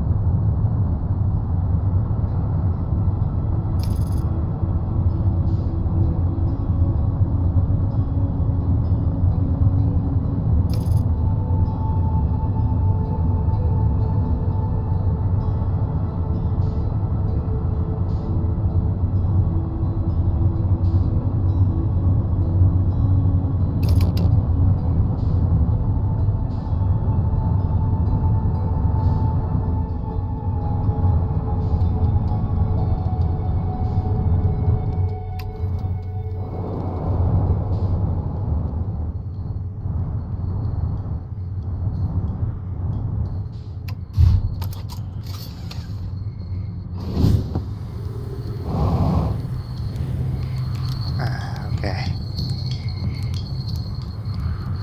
You're an accomplice now, Church. The greatest crime in the universe.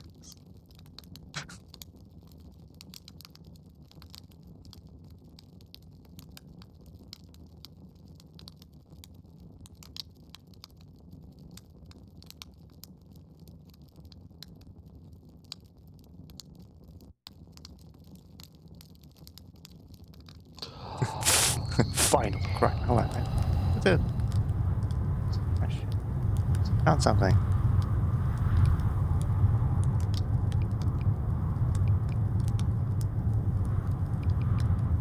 Found Foxman Crater. Okay.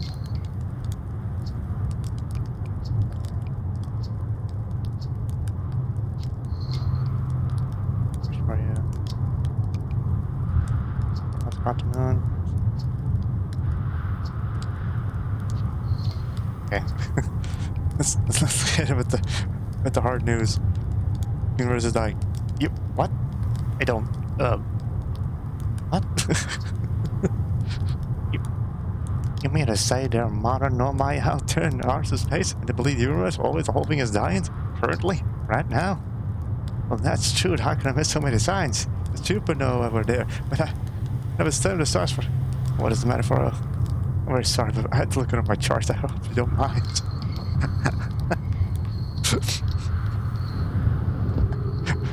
After having ruined that guy's day.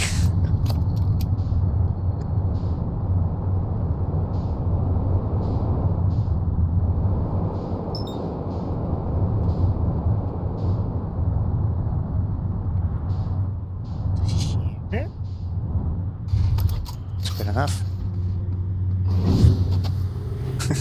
His final day and I ruined it. Because I thought it would be funny.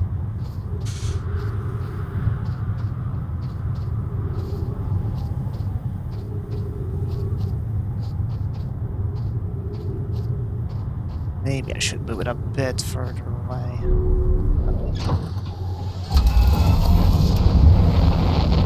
Bunny up a bit to the left.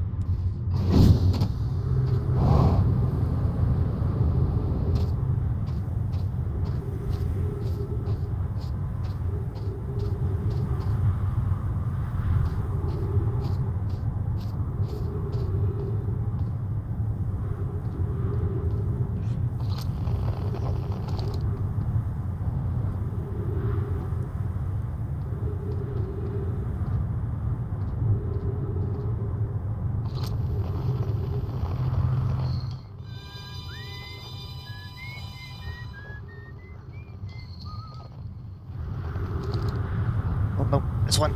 This way. This way. Quick.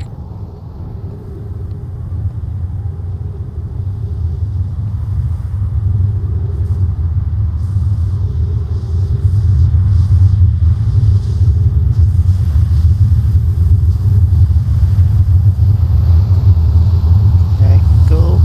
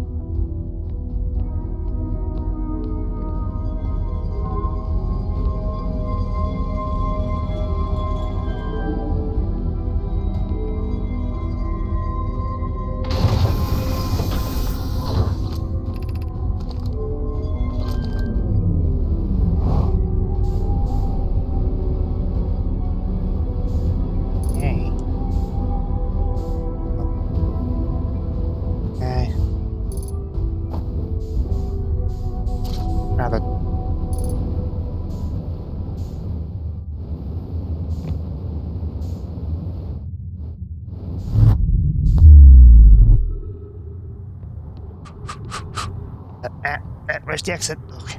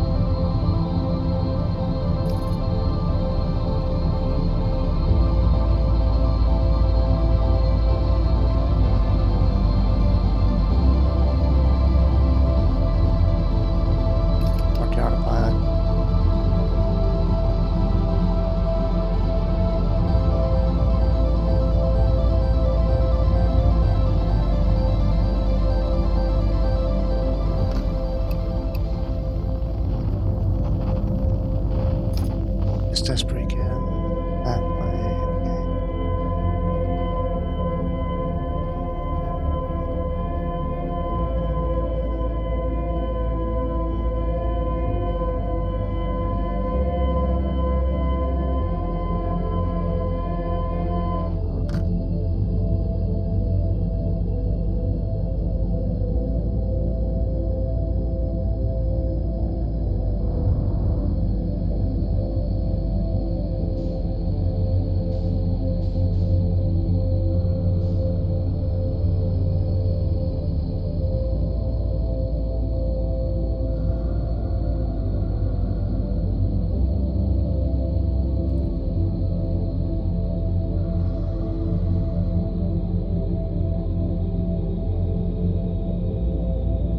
perfect alignment.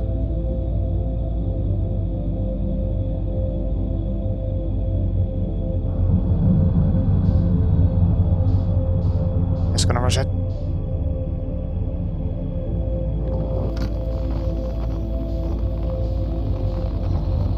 What's up? Where is it?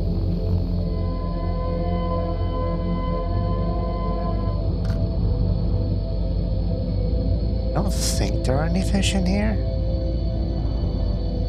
But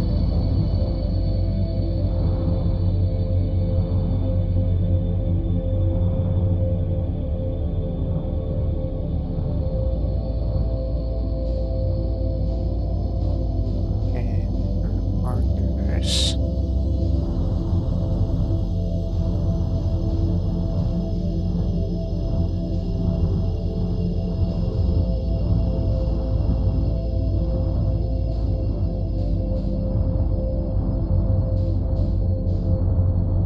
Okay.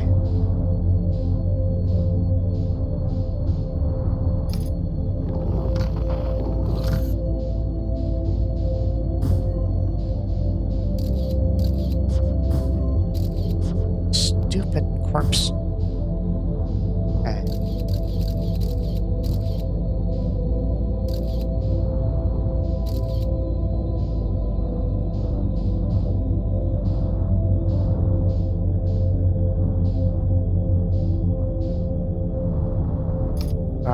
Right.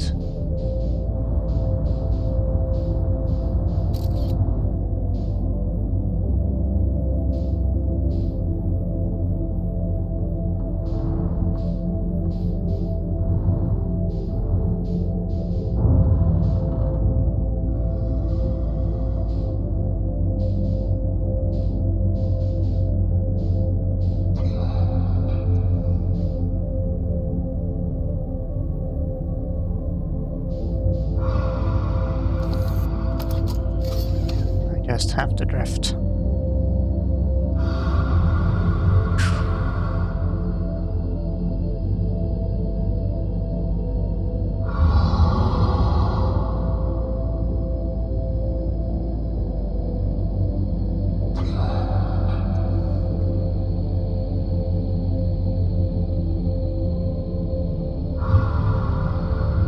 Yeah, I can't even use the scout to boost me.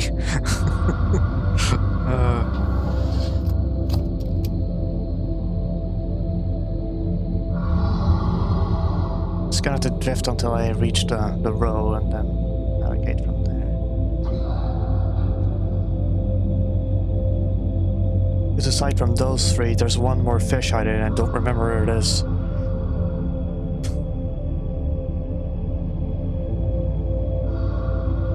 Okay, there's the row.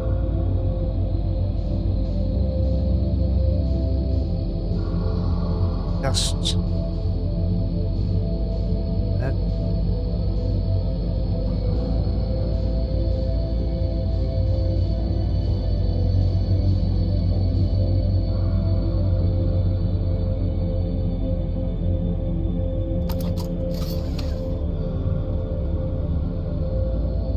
I wish there were more windows on this thing. Or a rear-facing camera.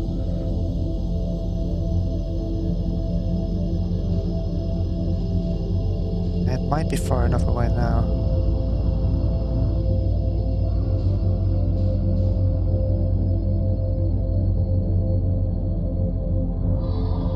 Oh, there. Heard that. Quick.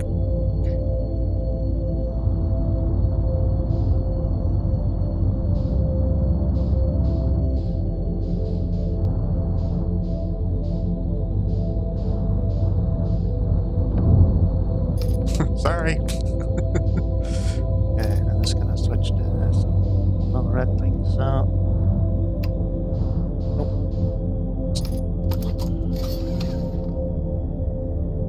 Fuel here.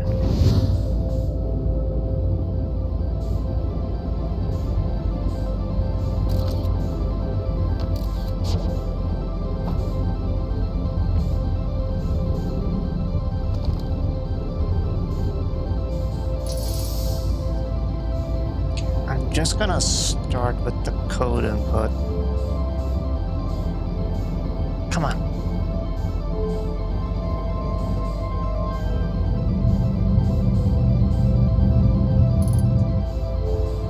Okay. L.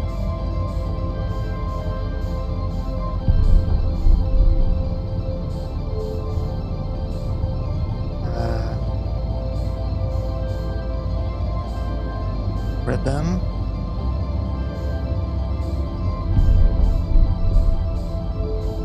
And today's gameplay is brought to you by the letter N.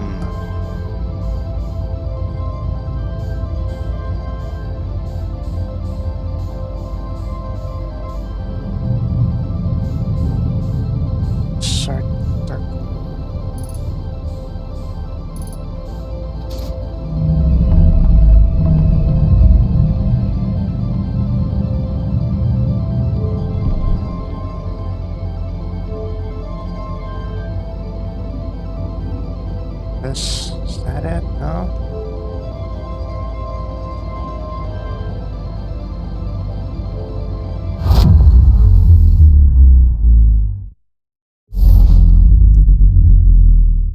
Okay, that's all I have to do.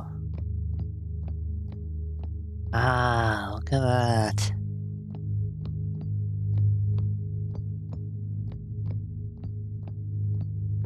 What on earth do I do? The door's shut.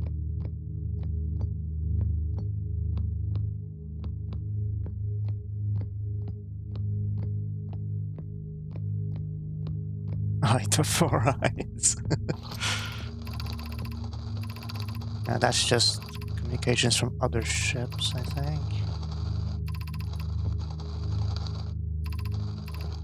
We're just talking about how the people from this ship went missing a long time ago and I don't know what happened to them. This ship can retrieve messages but not send them.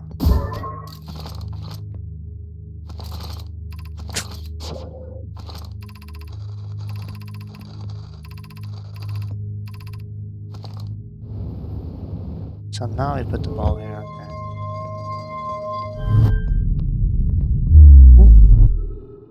Oh, that's a convenient device. Oh, and oh, wait. I think I just saw the moon.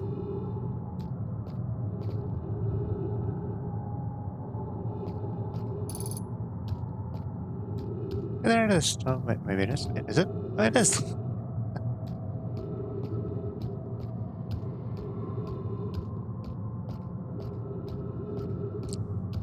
It is made of the same material as the moon.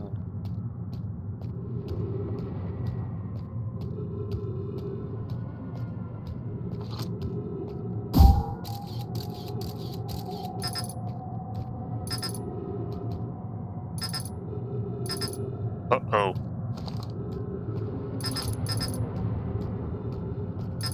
I can't even retrieve it.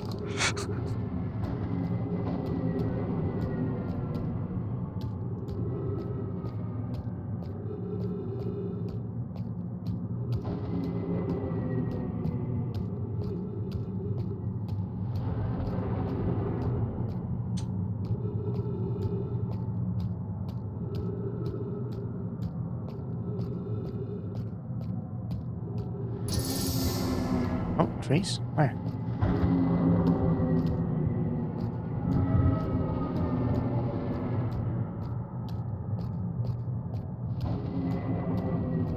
Oh, the trees are fading in and out because of the... Oh, dear.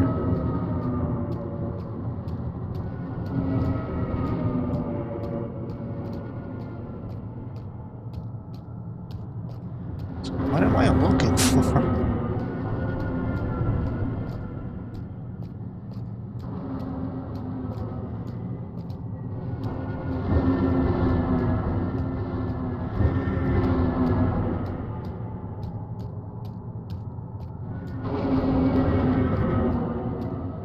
I think I just hit a wall.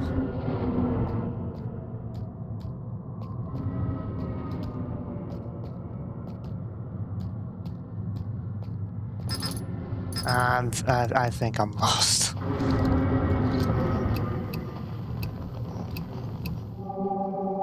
Like, unknown.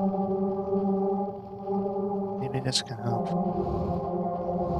Oh, the gravity is really heavy here. Okay.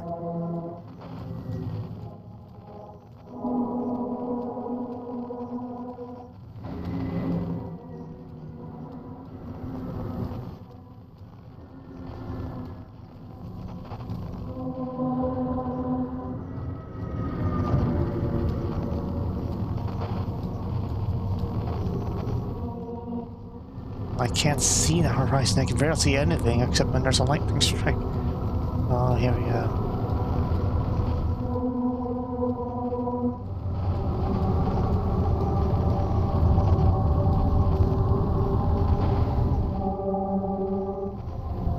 Oh, gravity is lower here.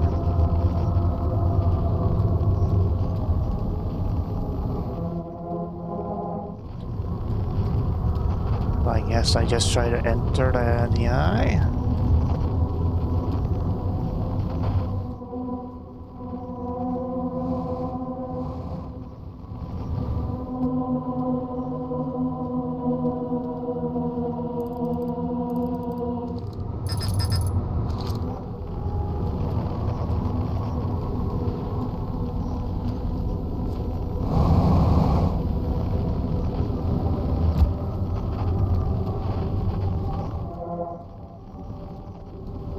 Or maybe the gravity.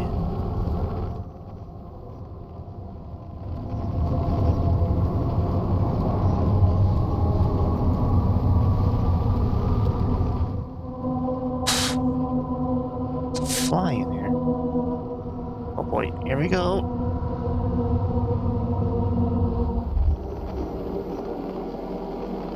Oh.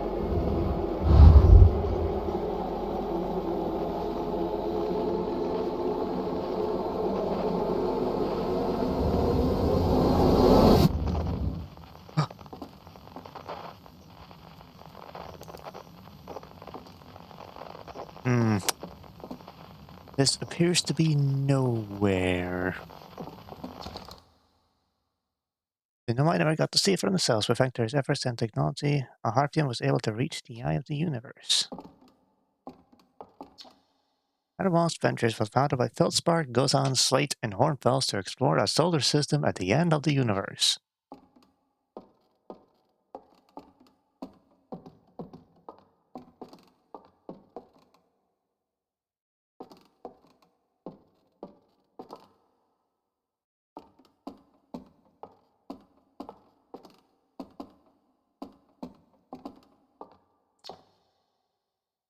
The Nomai who came to our solar system were following a signal from the eye of the universe.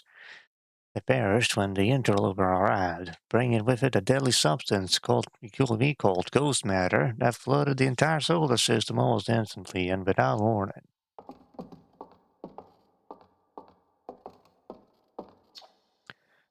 Of all the life forms who will perish on the oncoming death of the universe, we will miss the anglerfish the least. The specimens that's like completely degraded.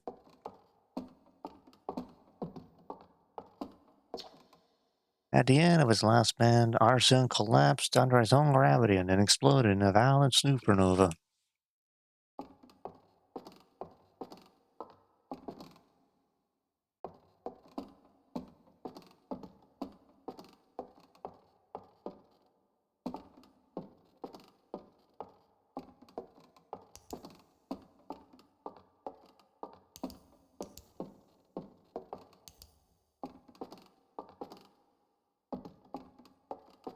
It's up here? Nope.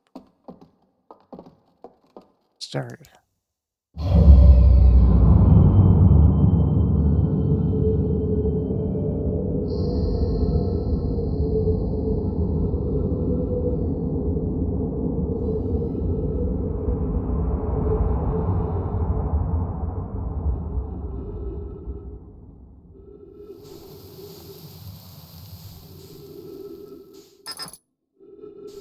Damn it.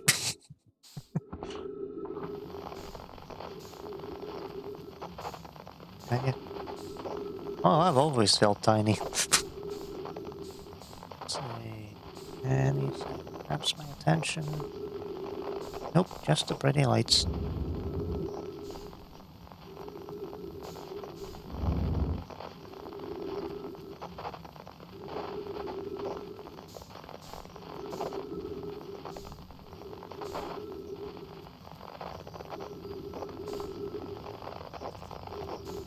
Oh,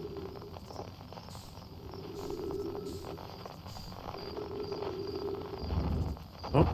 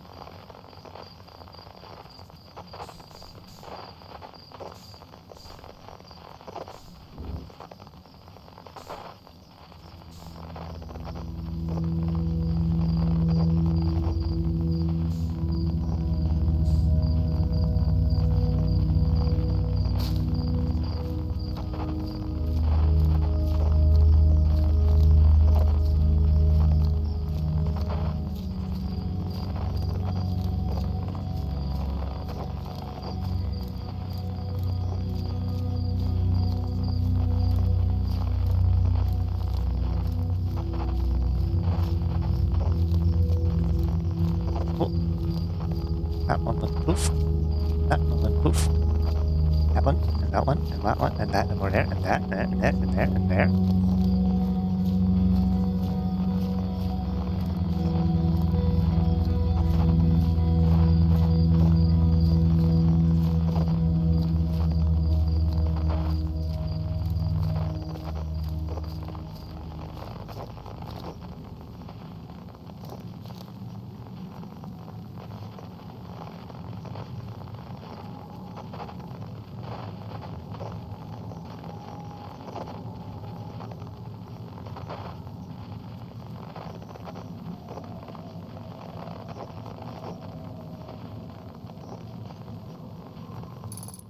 Oh,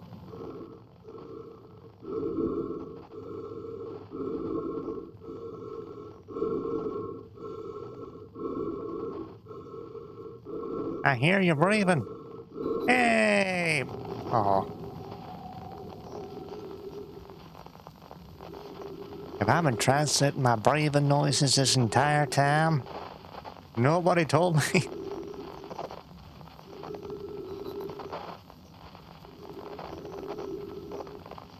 Shucks, my light's going out. Oh no. Oh. Guess I don't have to worry too much.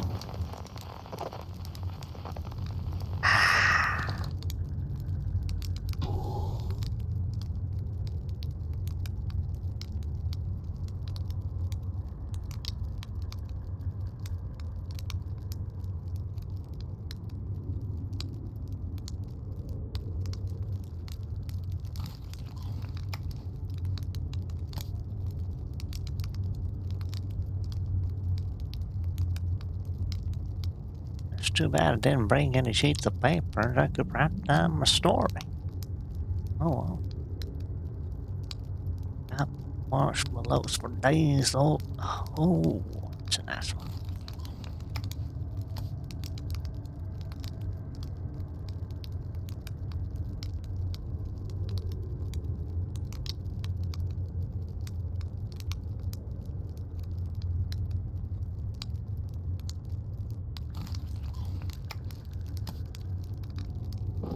Ah, for old time's sake.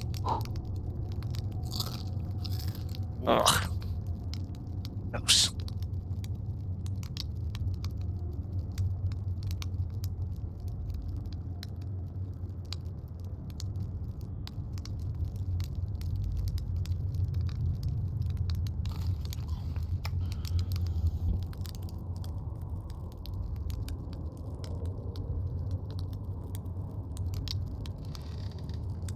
Ah, well, that's mighty nice.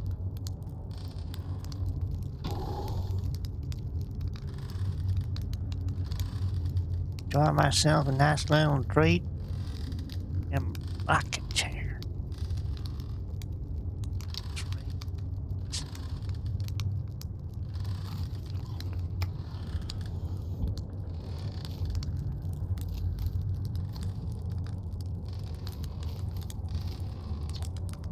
Hey there, Isker.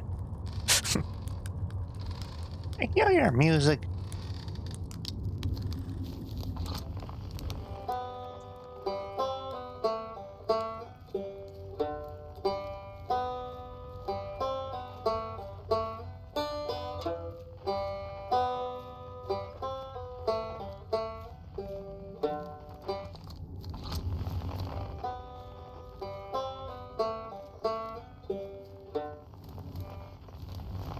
I think in here.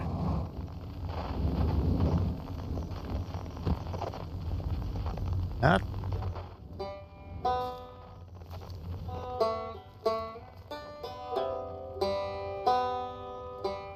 There's the banjo. Now, how are you blast drumming yourself without some sort of man-made? What are we? Did we actually call ourselves anything? I'm not sure.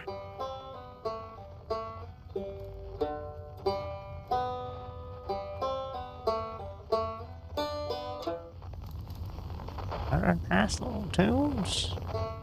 Orpheans? Orpheans.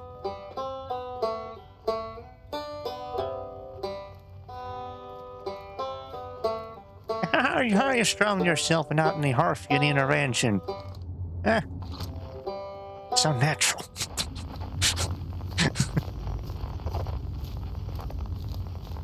There's a banjo over here, but there's no player.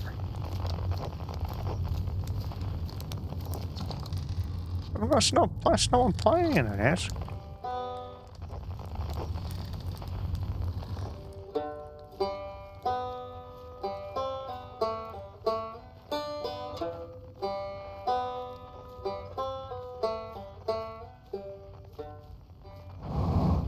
Ah, here it is, all falling apart, just like that one planet.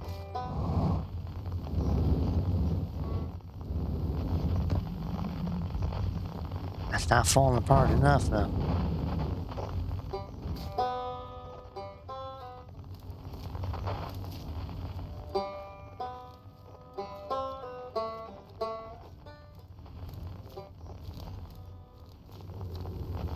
Not quite right.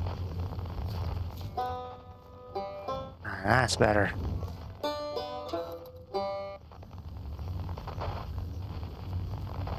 That's splendid.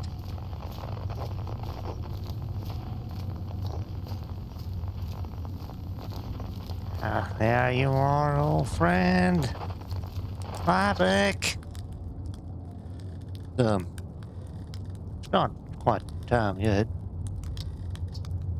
Pretty sure we'll need others for this next part. We'll need, everyone. No rush, take your time. Might not even exist here.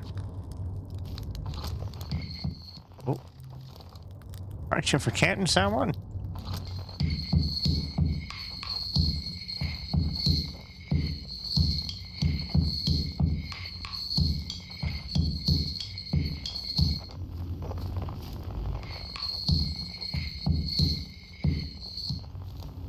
Ah, I see.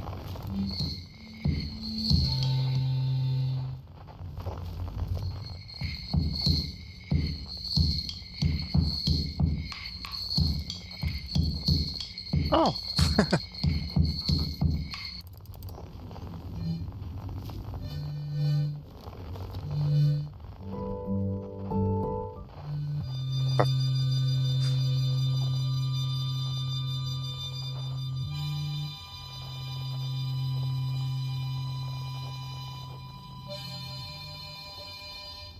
Cross Old Park.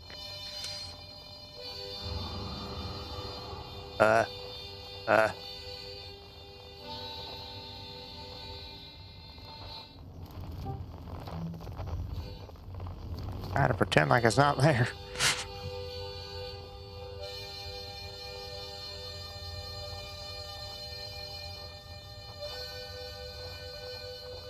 Oh.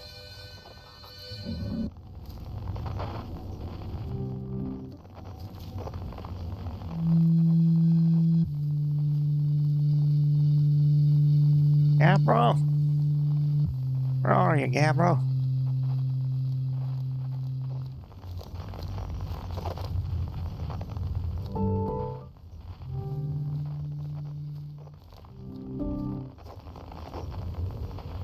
Where on earth?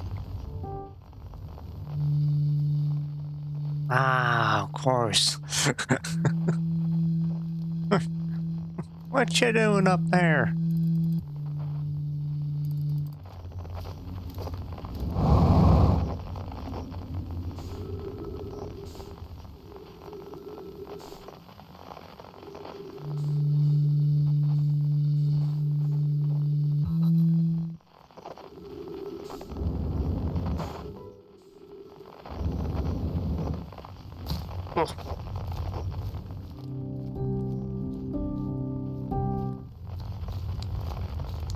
Oh, look at all you. Gabbro! Get that, Bell. So you're getting the band back together, huh? Oh, well, I'll find the others. I'll be here. You don't need me yet, but you will. Actually, you found me. That's that company around a campfire, isn't it? Well, go on.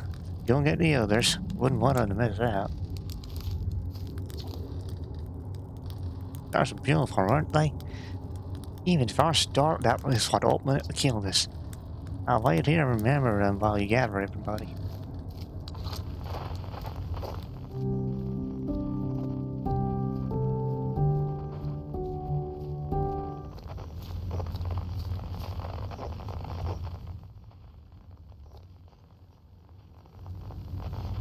Okay. Ah! Up there!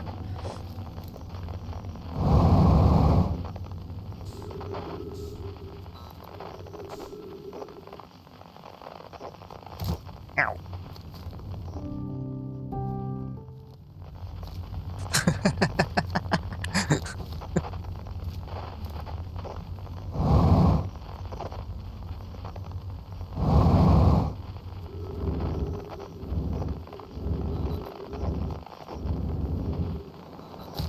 Ugh.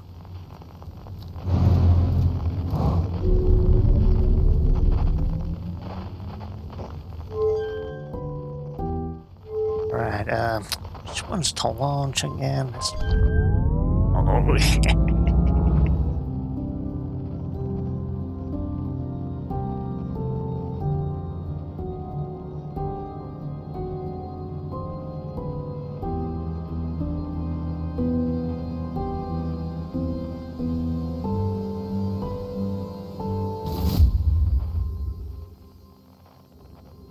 yeah. What our all this was. Ugh. Ah, there you are. Now you're all here. You still don't speak Garfield, do you? Conscious observers enter the eye. I wonder what happens now. Time to find out? But not yet. Oh, your videos were nothing else.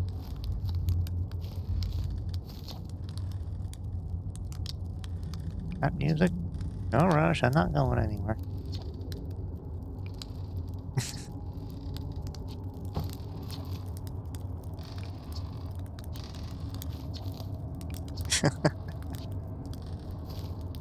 What is it? I don't think there's anything left to go supernova. Yeah, no, yeah. Okay.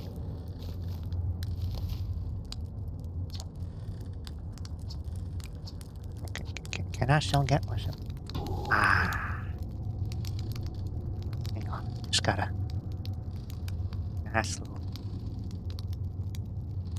Perfect.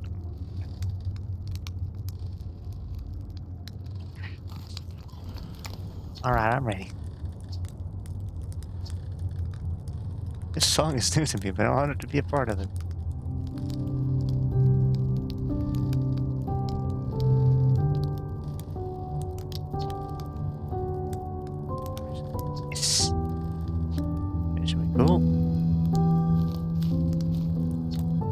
What is it then? You gotta get out the old harmonica? Here goes nothing. Can't wait to play the whole group again. Can I start? Won't let you down.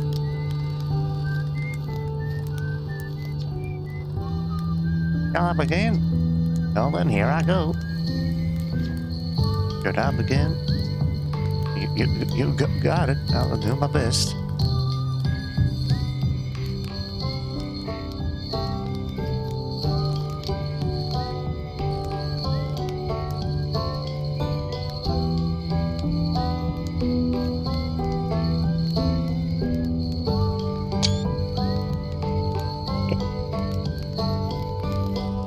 Oh, the false part didn't. False part didn't get included. Oh.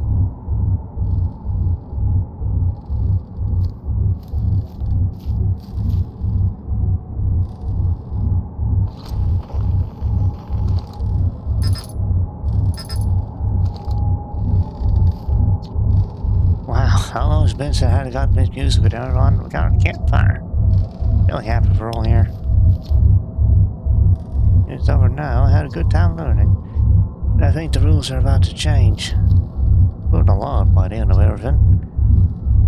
Past is the past now, but you know, that's okay. It's never really gone completely.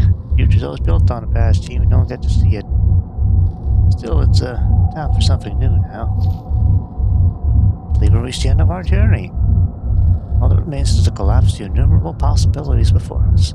Return to whatever comes next. It's tempting to linger in this moment while every possibility still exists, but unless they are collapsed by an observer, there will never be more possibilities. Tell you what, since it's been really fun, and I got to make something pretty cool, so I got to so I got no complaints. I mean, not me exactly, but close enough. It's the kind of thing that makes you glad you stopped and smelled the pine trees along the way, you know? Got a little close, don't you think? Well, we worked out all right in the end, I suppose. Oh, and I hope there are beasties in the next one.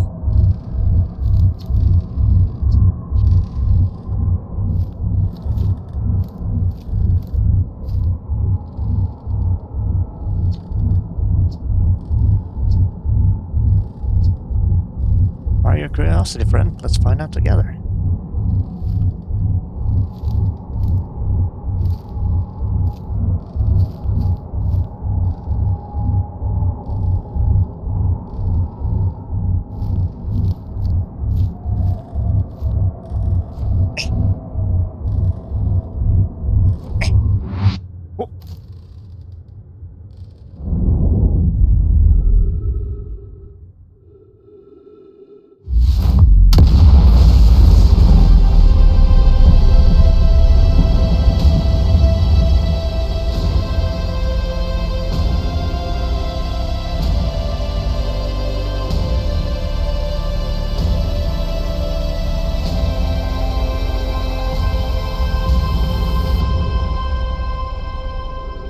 We stole the eye!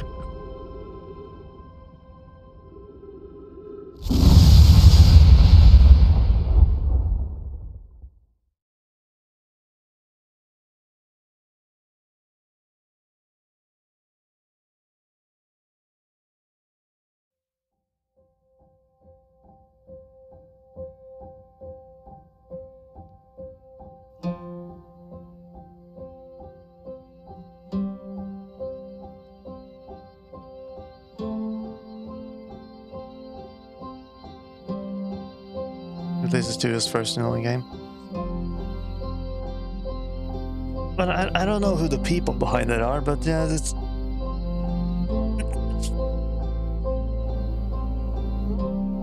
For all I know, they could have done stuff before this. But yeah.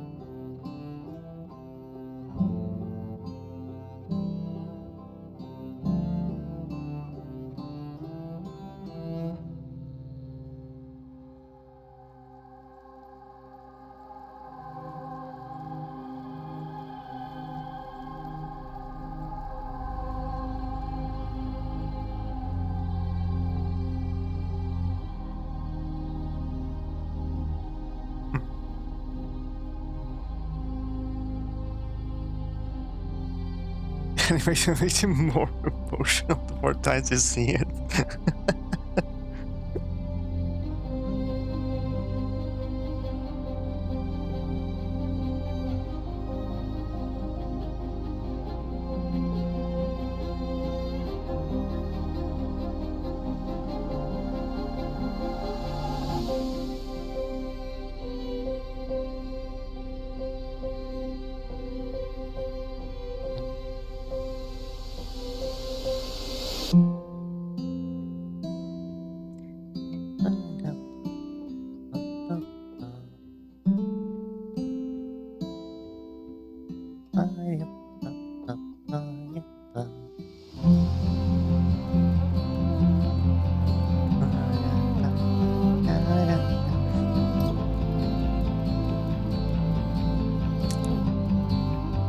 Oh yeah, I felt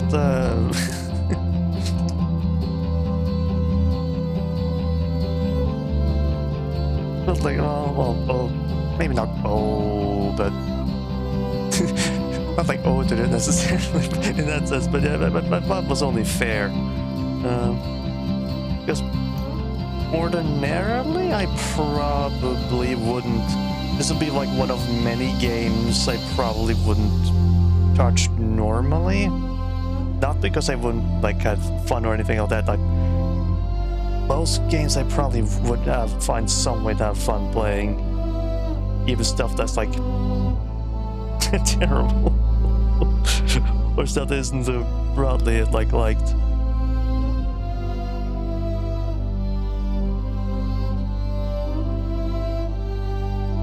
But otherwise kind of falls into a special category of stuff that, because like in some cases it's just that like I can't play every game under the sun.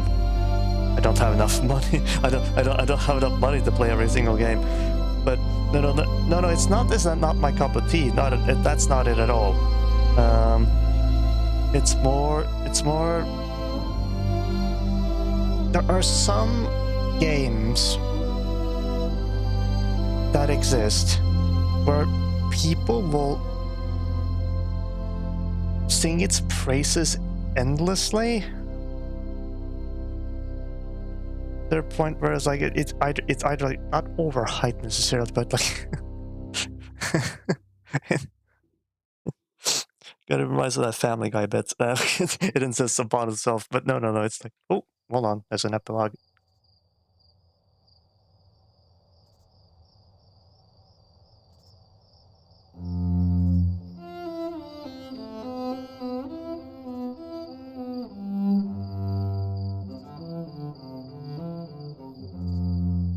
Ooh, that's one messed up planet.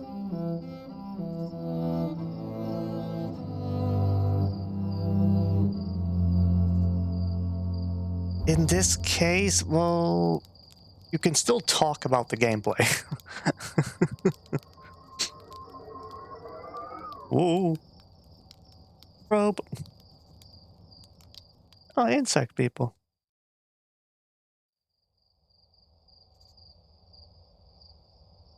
It's like The Last of Us actually kind of falls into a similar category to this, where like, people just sing and praise it endlessly, but they never talk about like the game itself. They just like, and like the closest thing I've heard they talk about anything about the game is like, oh, there's this one section where there's like there's this monster that can hear you, and it's water everywhere or something like that, and it's like, okay, that doesn't say anything about the game. Because like you can have like the nicest story imaginable, like like Gone Home, for instance. Like walking simulators are like the biggest sinners in this regard, because they're not even games to begin with.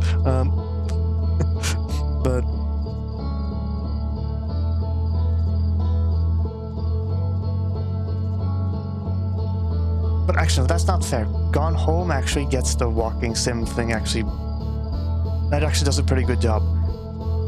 And this game actually does the same thing as Gone Home, which is why it is good. It's like Gone Home is good in some ways. I can't take the story seriously because it's like a Rube Goldberg family tragedy. But the fun part about Gone Home and the fun part about this game here is that you are playing a detective. Like, you have a game, and the game is being a detective. Basically, you're figuring out, like, there's a problem, you find out what the problem is, you find out how to solve the problem, or in case of Edith Finch, you find out, like, why the home is there. On there. No, Edith Finch is not good. Sorry. Stanley Parable is fun because the writing is really good.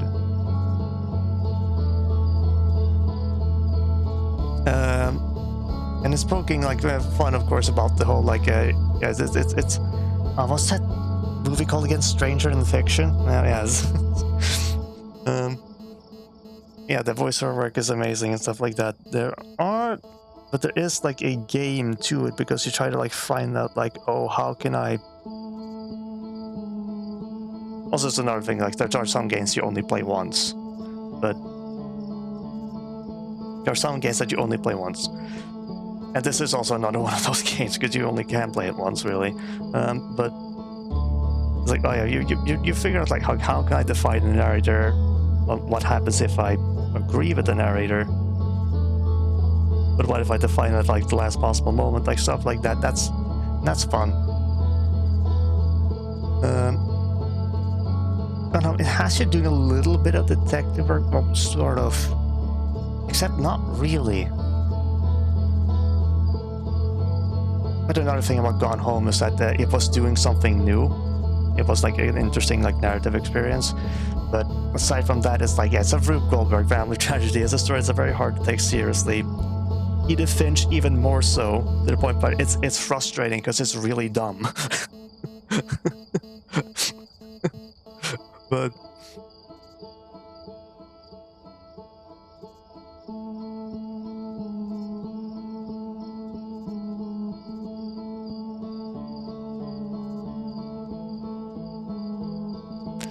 like Gone Home kind of gets away with it because in a sense because like it's there were hardly anything else like that at the time.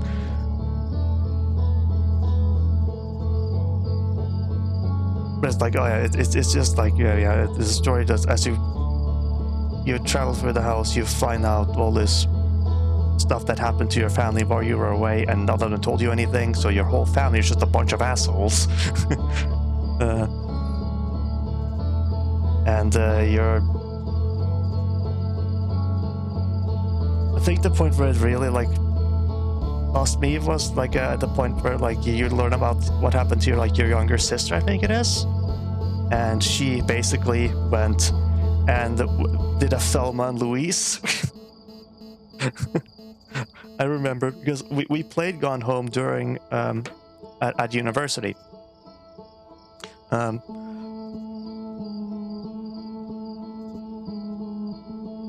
And I just remember thinking, like, I didn't say it out loud at the time. I wish I had, but didn't say it. It was like it's like when I heard like, oh, like she's like got in a car and run off with like a girlfriend of hers, and it's like, okay, next we're gonna hear them about them driving off a cliff. I don't get into suicide. Well. Well, no, it didn't end in suicide, but that's clear where it was going. Well, not clearly, but it's like... The reason they drove across the course because they thought they could make it.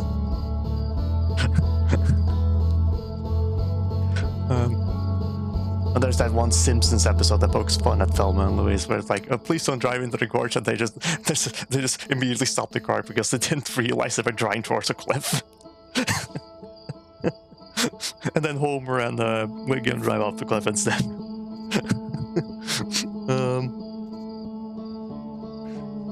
Yeah, but then I hear like, oh, it's like, oh,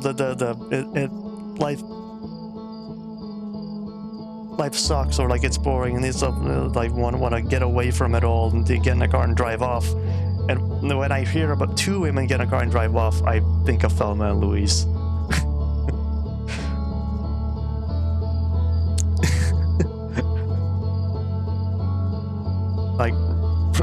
ran away from home kind of the story. But that's again, it's just the whole thing about this compounding tragedy that like it gets worse and worse and worse, and eventually it stops being tragic and becomes a comedy. Because eventually you can only laugh. And Edith Finch is like the same thing. It's like, oh, it gets worse and worse and worse, and you can only laugh at the end of the day, except there is no curse in Edith Finch. If you've never read history, I don't even think.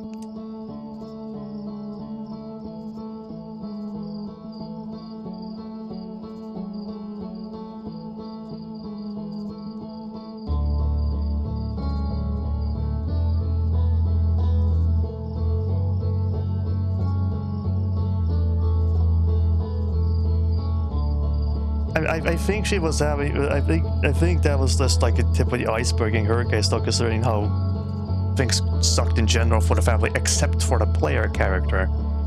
The player character is like the only one. Of course, the parenting.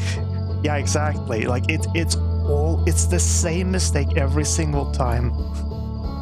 It's just a history of just neglectful family tradition.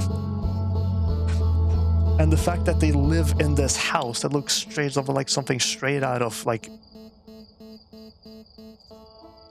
Oh, there is one video game, Professor Layton and the Curious Village, I think it's called. It's like a house that no one should live in a building like that. Like it's... Again, like the house looks like it's something out of a cartoon. And in a cartoon house, you tell this tragic story, the art style does not match the story.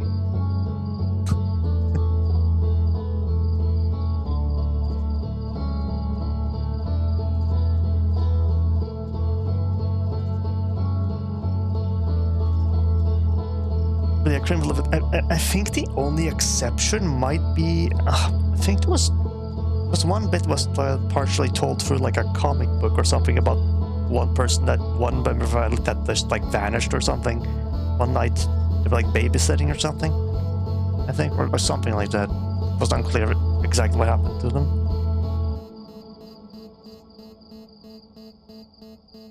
But yeah, speaking of being neglectful, Edith Finch for herself, exploring a very dangerous building while she's pregnant, is like, good God.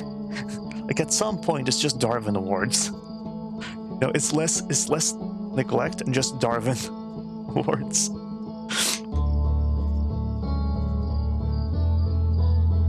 It's like the Rube Goldberg family tragedy, which again, that sounds like a comedy. That description, that it just becomes comedic, but it gets just gets worse and worse and worse.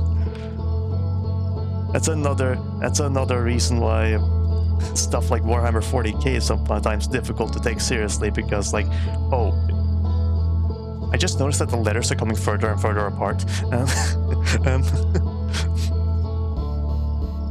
But like, eventually it sucks so much that it just becomes a comedy.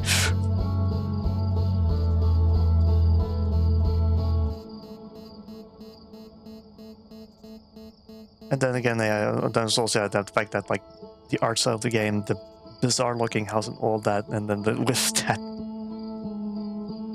story on top of that, which just does not match that kind of thing at all. Like subverting expectations for the sake of subverting them is not a smart way to go about things.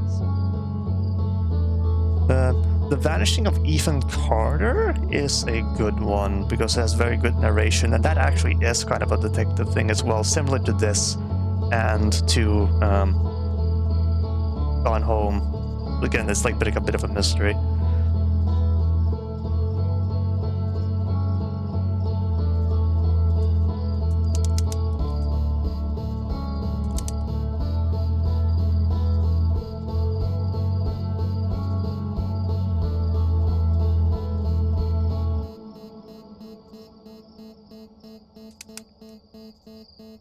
weaving the narrative into the environment. A house that looked like something out of a cartoon does not weave a tragedy. It's not that you can't do that, but you had to be very careful. Because you don't have a lot of relatable experiences growing up. I have had a pretty unremarkable life, yes.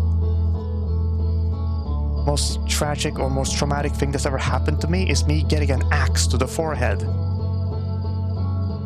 And but can I still feel the scar? Yeah, it's still there, barely. But you wouldn't be able to see that scar if you met me in person because my hair is covering it.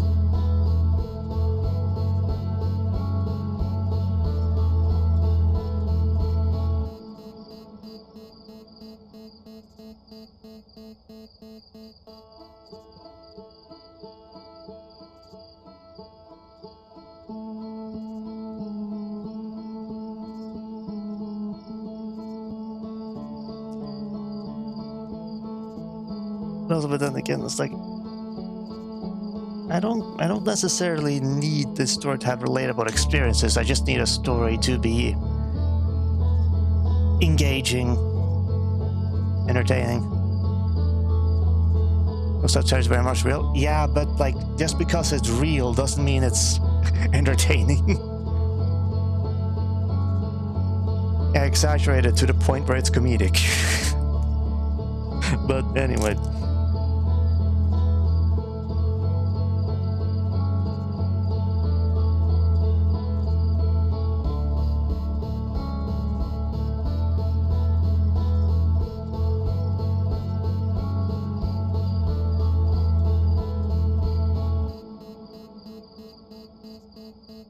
There are worse ones to leave this bench though, I think.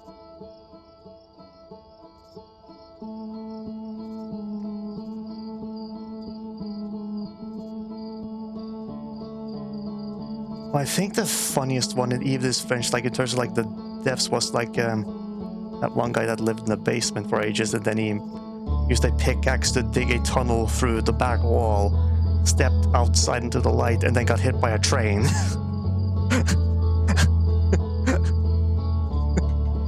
That's... Oh, that is straight out of a cartoon.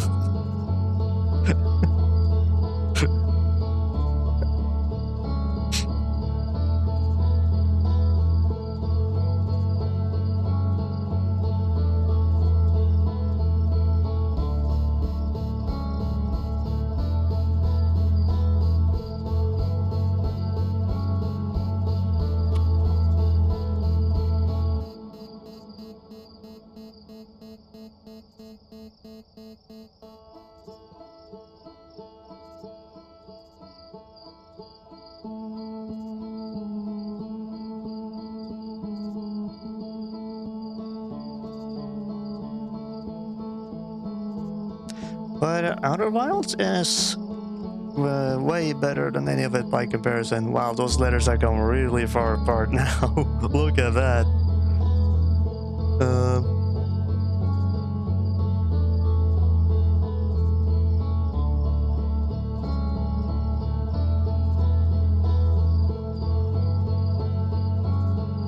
Does it stop at any point? Maybe it's stopped now, I'm not sure.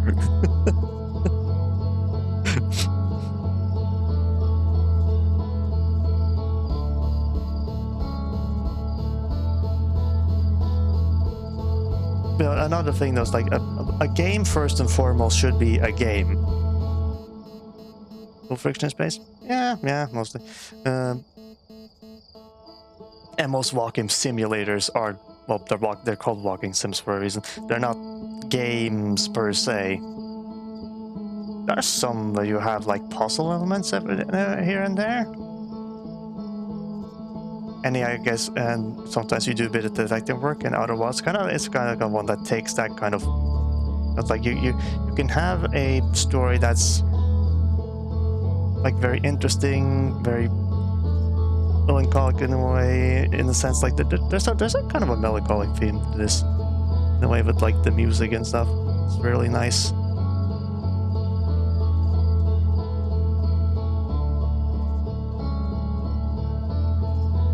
Take it you don't read much.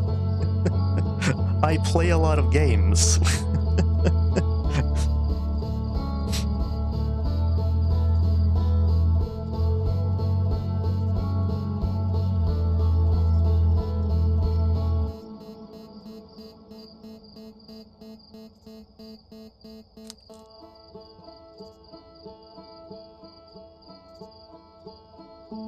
And the best games are, first and foremost, games.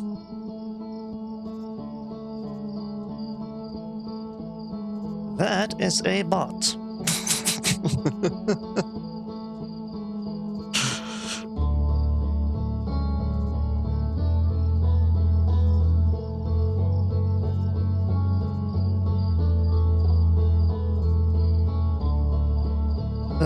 But there are plenty of games that can have. I'm afraid of clicking out of the window here because the music's gonna stop.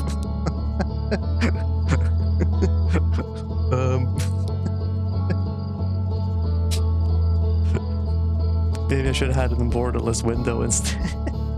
Well, actually, no, the music would still stop if it was borderless.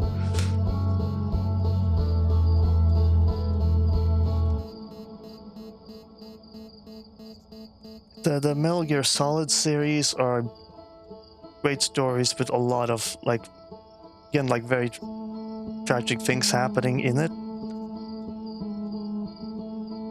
But also, there's a lot of suspense in the story. There's a lot of, and there are some characters that definitely have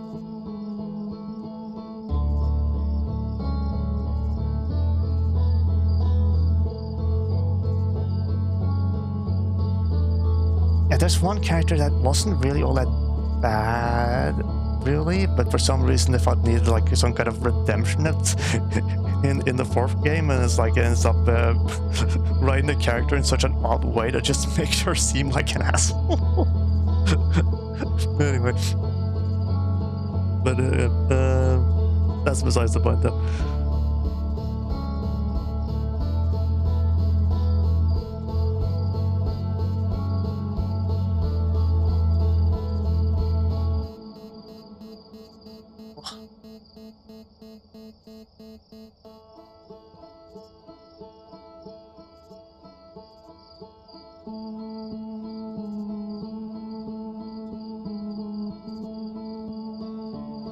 Yeah, I really like this game. It was very fun.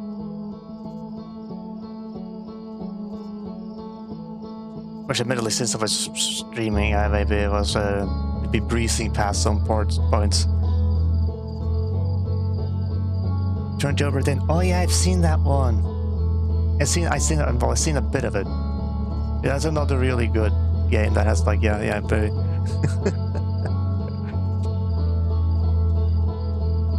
I don't know how it ends though. I don't know how it ends, but it seems like just it's a very compelling story.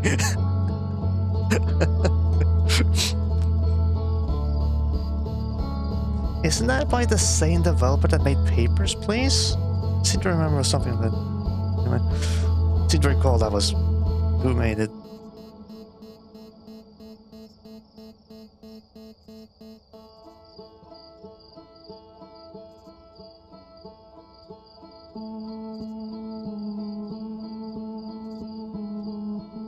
Yeah, I can see them. Having made like some treasure hunty thing to the game. Yeah, I can understand why they did it like that. Just to reward exploration or encourage exploration more. Yeah. Lucas Pope. Nice.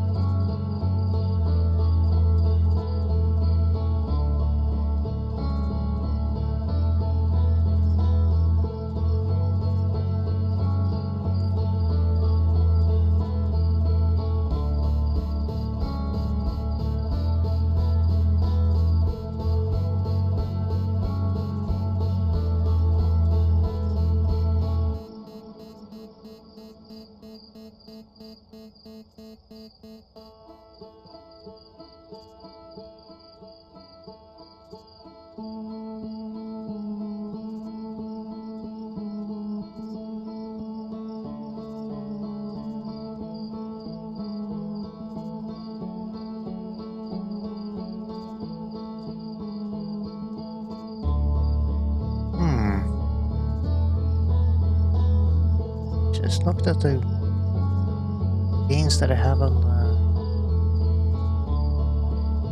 the bookshelf here.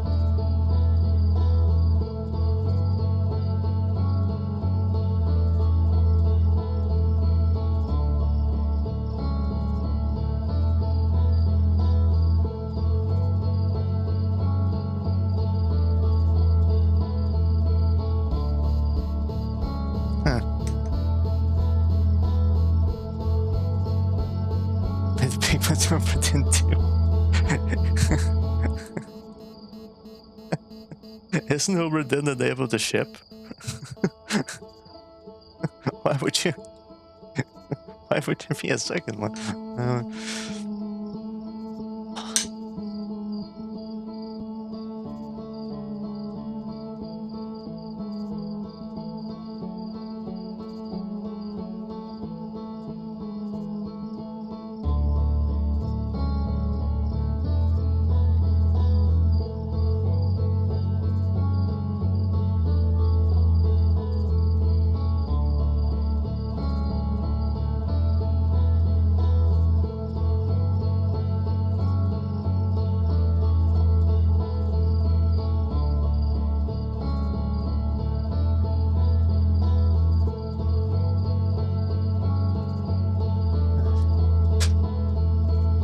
Just got me to thinking, how many of my old actual books do I still have in this room? Most of these are not my books.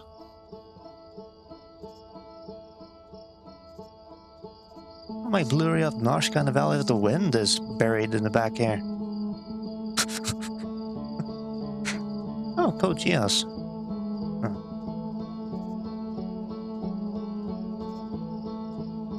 Oh, I need to finish reading Narshka.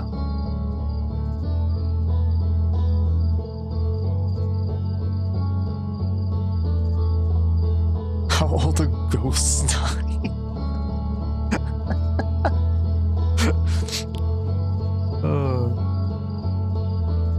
Get a copy of the Hunger Games.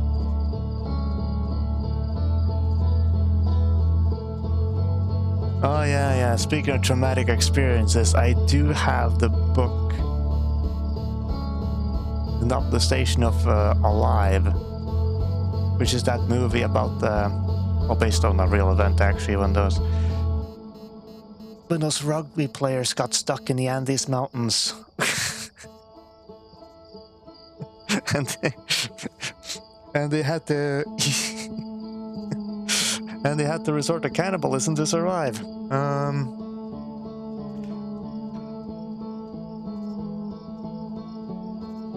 I got a book about Gunnar Sensteby. This one, chemistry, a book about chemistry here that I'd never... I think I started reading it a couple of times, I just couldn't finish it.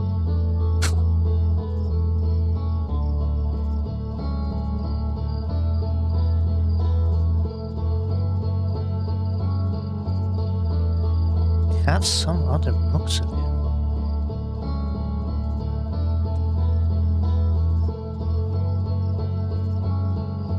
Maybe not in this room, though.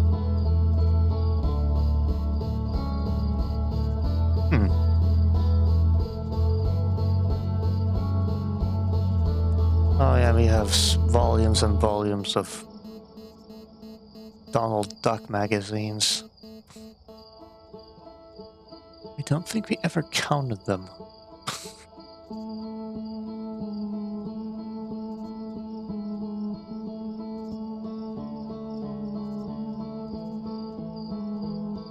Your crash course literature.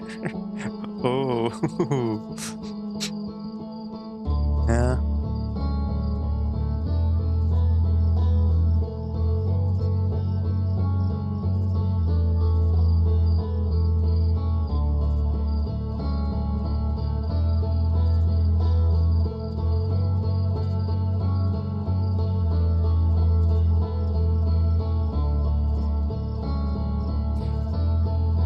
Oh, of course, then there's all the art books I own. Okay, I got a lot more art books than anything else. I also have Setting the Scene by Fraser McLean, which is a really good book, but I haven't really sat down to read through all of the contents. Fraser McLean was actually my art teacher at school.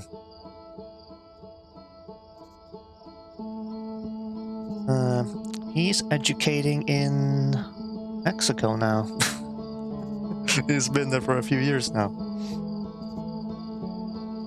At least 6 maybe years. Man, it's been a while. I hadn't even spoken to him.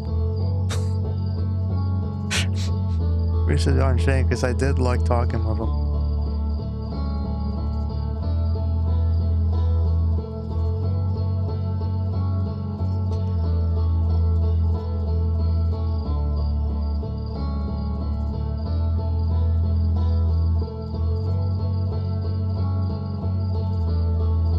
I got a Monster Hunter art book, of course. Got the Science of Creature Design, which I really recommend, by the way, if you like drawing animals and stuff. It's a really nice book, helpful. Explores how you can like combine animal anatomies and things like that. By Terrell Whitlash. And she is actually, well, she's a paleo artist, but she's also the one who did a lot of the creature designs in the Star Wars movies. And of course I got a Ratchet and Clank art book. Both volumes of the Elden Ring art book.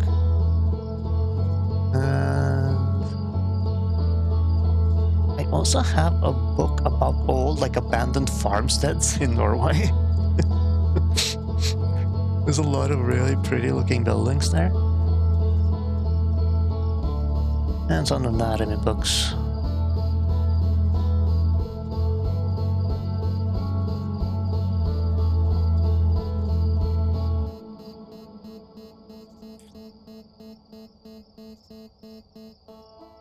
Yeah, speaking of which, it's been a good ass long while since I've been drawing. I really liked the main music here.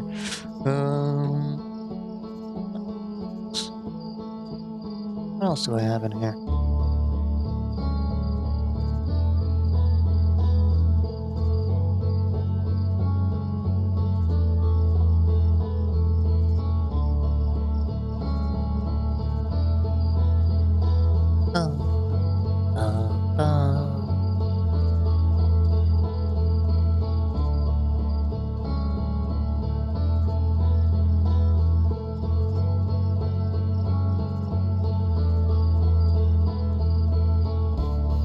I think the only other thing of note in here are the few games that I have up here.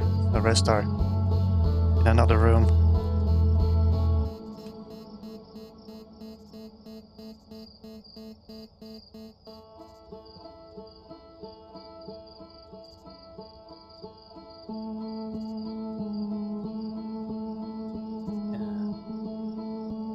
PS games, got some. I got both 3DS games. It's mostly just Fire Emblem. Final Fantasy VII Remake, physical disc. Demon's Souls Remake, physical disc.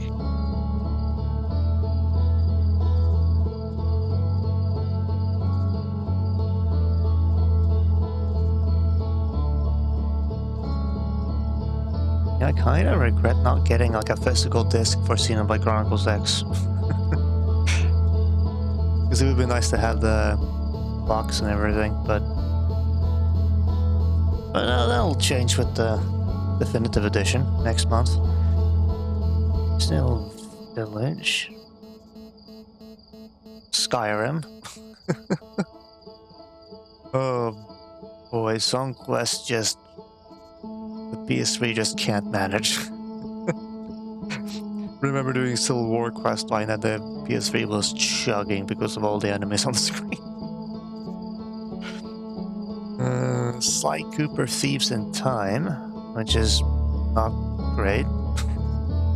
Actually, no, gameplay-wise was fantastic. Gameplay-wise was like it blended like stuff from both the second and the third game in a way that I think a lot of fans really wanted. But the story, yeah, some bits in the writing didn't make a whole lot of sense. Sonic Unleashed, which personally I like Sonic Unleashed a lot. Got Kingdom Hearts 1.5 and 2.5.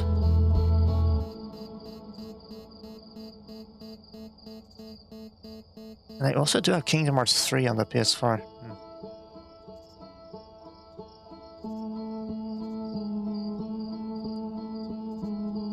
Fuse. Insomniac is not gonna do another Fuse game anytime soon. Or at least I hope they don't. Gameplay was fun. Story? Nah, but it was fun to play. Ratchet & Clank, All for One. Yeah, those spin-off games later weren't that great. The HD remaster of the Ratchet & Clank trilogy, which I personally don't like. They mucked up a lot of things with it. They had one job and they did kind of screwed up. I don't remember there being anything particularly bad about the remaster of the fourth game, though. Ratchet & Clank Into the Nexus, it was short.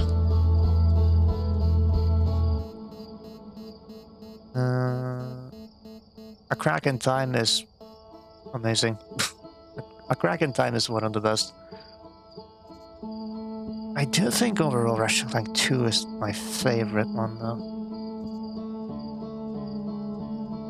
Quest for Booty is a fun, short experience. Tales of Destruction was the first in the PS3. It was fun to play. Some people probably still sell physical copies and stuff, yeah.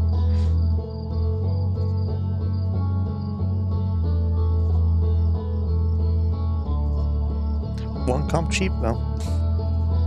And also, the definitive edition is definitely going to be it's got to be the definitive experience of the game. So it's like, I'm not sure how interested I am in it. But regardless, there's just the novelty of having that physical disc, of course. Assuming that you could take good care of it, and you might have some.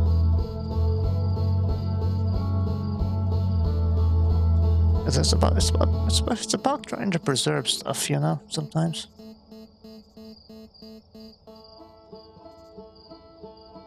Oh yeah, I got the physical disc for Space Marine 2 as well. Playing that a lot this week. Ratchet & Clank Rift Apart was a great technical showcase.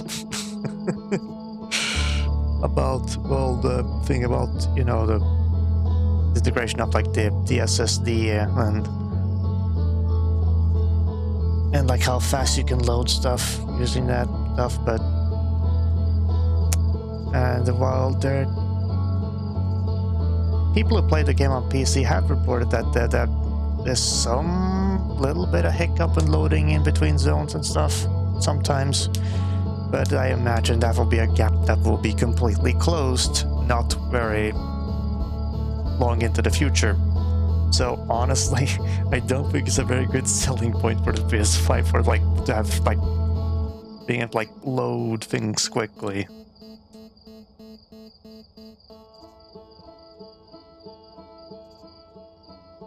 As far as like a Ratchet & Clank game goes, it wasn't like that.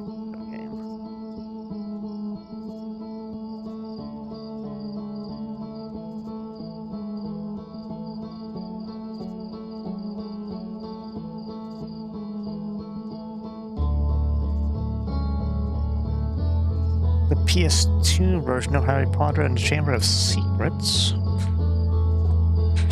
Those games were bizarrely fun for some reason.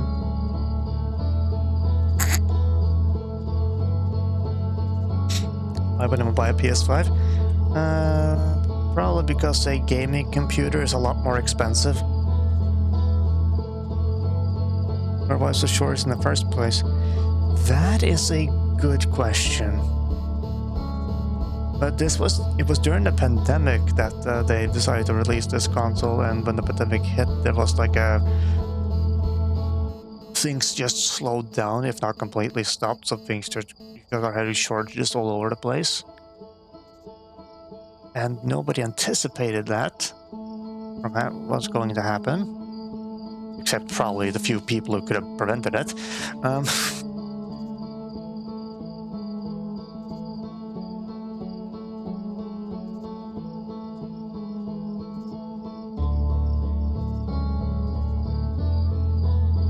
So just slow down all parts of the process of creating a PS5 could probably have slowed down the rate at which they could have a sustainable supply and be able to like steadily produce more units so that they could keep it.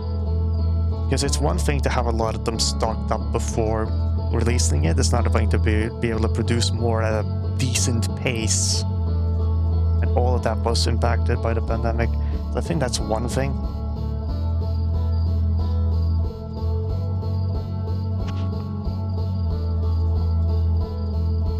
Just climbing for it.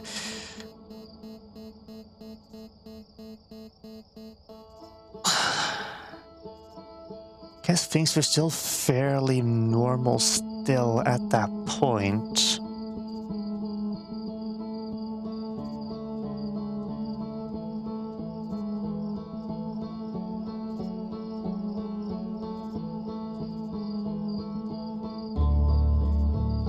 So it's just like, oh, new console. And it's like, oh, some people probably will buy it as soon as it releases because they're either interested or excited and stuff. And there were some launch titles that were announced that looked very exciting. But of course, if the pandemic affected PS5 production, it definitely would have affected gameplay development or game development. So I'm very certain it did, because it affected. Well, it affected the last few updates for Monster Hunter World Iceborne. It affected the development of Monster Hunter Rise. It affected the development of one of the launch titles on the PS5, which was Godfall, which when I got a PS5, which was, I guess, sort of the second wave of PS5s coming to Norway.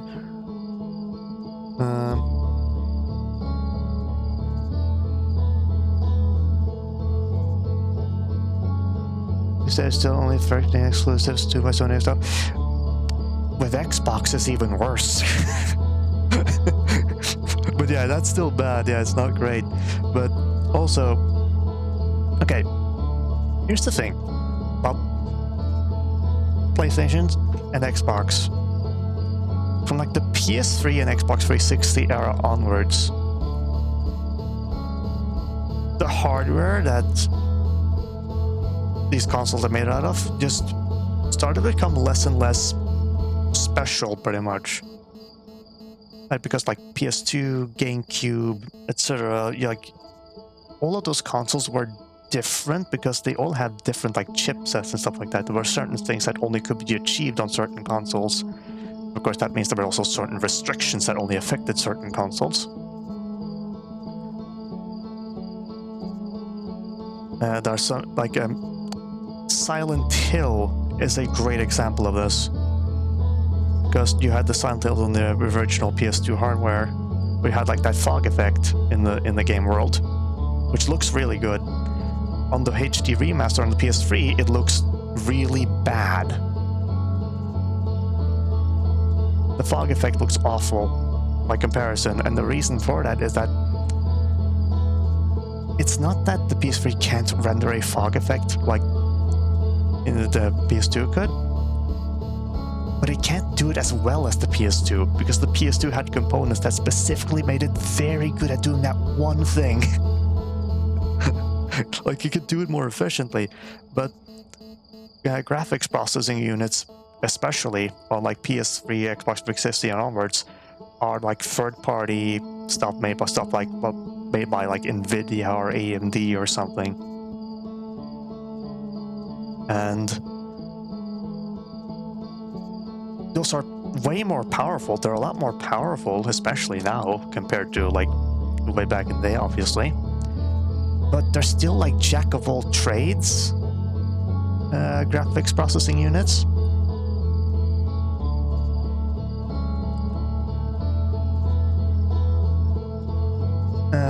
Another good example where like certain effects don't look as good on like current day systems would be if you compared the Switch version of Metroid Prime versus the original like GameCube version. Because again, that like those specifics and like the graphics processing unit in a Switch is obviously very small. It's not as strong, so it's interesting kind of comparison you could do there, because yeah, again, it's a powerful processor in its own right, but it's a jack of all trades kind of thing. So there are certain effects on the Switch version of Metroid Prime does not look as good as in the original. Like the X-ray visor it's not as clear. Because on the GameCube version, I think you could see very clearly Samus's hand inside of the gun in her power suit. And the best example is the thermal visor, though. The thermal visor effects looks a lot worse in Switch version, because in order to keep it running at a steady pace, a steady frame rate, well, technically this is just speculation actually, but one of this person who worked on Metroid Prime, who looked... if only I could remember the YouTube channel's name, because it was actually a very interesting video where he talked about like comparing the effects in two different versions. He said like, well, it could be that like in order to keep it running at a steady frame rate, to keep that consistent throughout the game, they just opted to, when the thermal visor effect is applied, to drop the resolution and put a blur filter on it to mask that.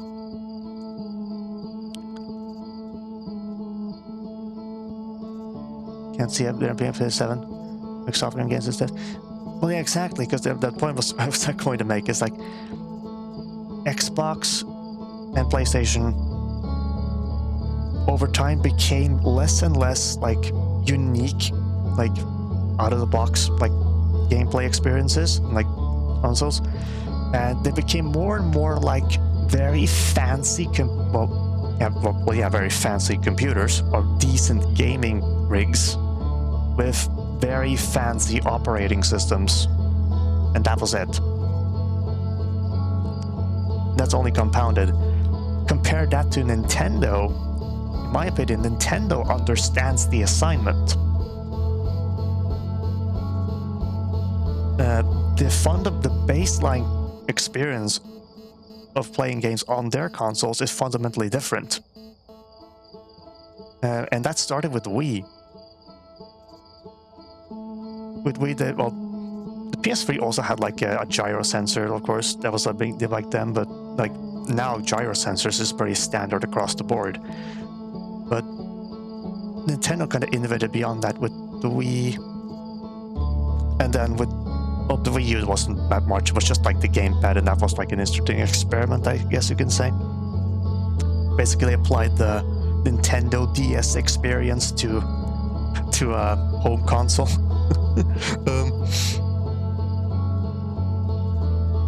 And for Cinema Chronicles X, that did work. Like having the map on the screen all the time, yeah. But yeah, with the Wii U, you had the two Joy-Cons. Not the Wii U, the Switch. You had the two Joy-Cons, which are... They are motion controllers. They are...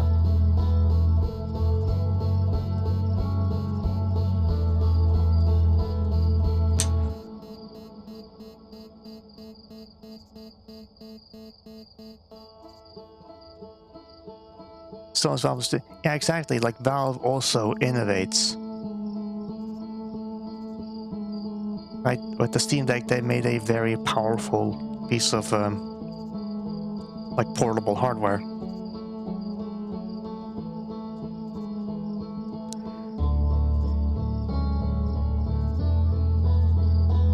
Because I don't remember, when did the Steam Deck come out? When did the Switch come out?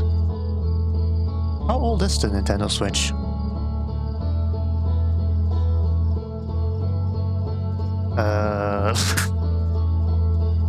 Nope, don't remember. Anyway.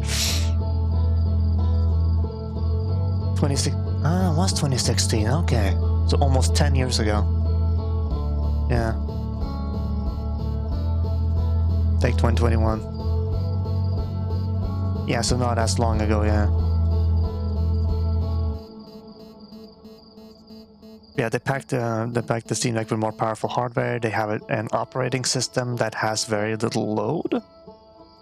And it's also, obviously, there's no bloatware on it. Or anything like that.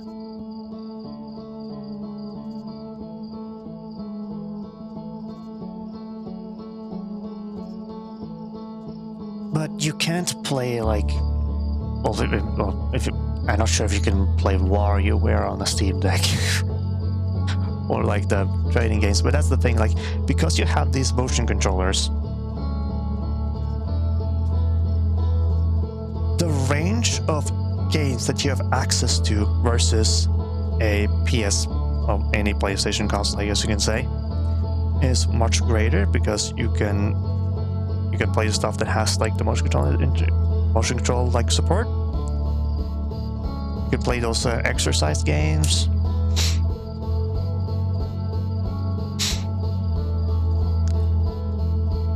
And all that stuff. Like it's a wider library that, well, you can get like what the PS4 had, like the PlayStation Move. 2017 and 2022. Okay. Well, just 365 days off.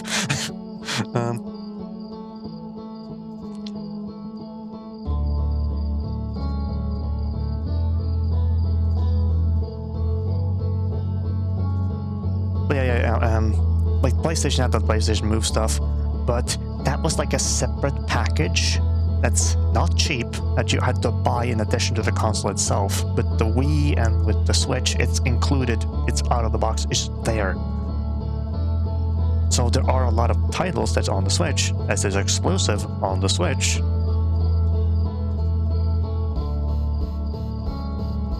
Compare that to like PlayStation or Xbox.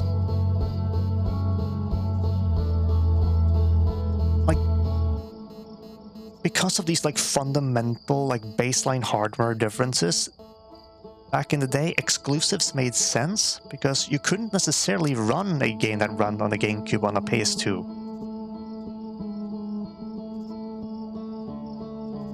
Xbox product updating originally. Yeah, then they stopped doing that. Yeah.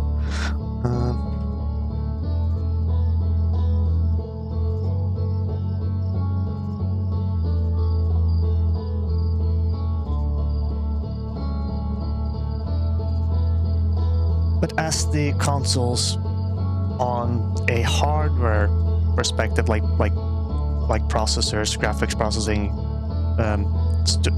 memory storage and so on, became more and more uniform, the exclusivity just makes less and less sense as far as the developer is concerned. Like, why wouldn't a developer release on a wider range of consoles? Because that's obviously way more profitable. An ex-Sony executive even stated in a recent interview, I think was that like releasing PlayStation games on the PC is just printing money.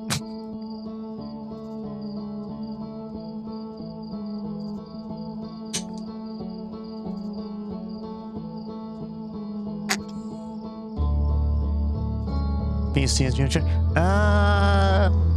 GPUs are expensive. And they only get marginally improved between each like generation, and they just get more expensive rather than making new cards that are a lateral throw in terms of performance, but just cheaper and less power consuming, which I think would be more welcome nowadays. They just make them more expensive and only like marginally better. You might think that I don't know.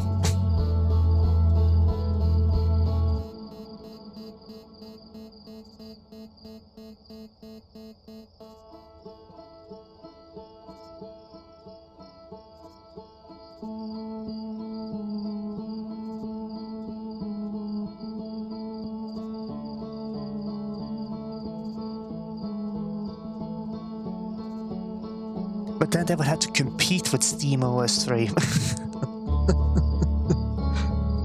I'm not sure if they can do that. Especially considering how much bloatware is on a PC, a Windows PC, by default.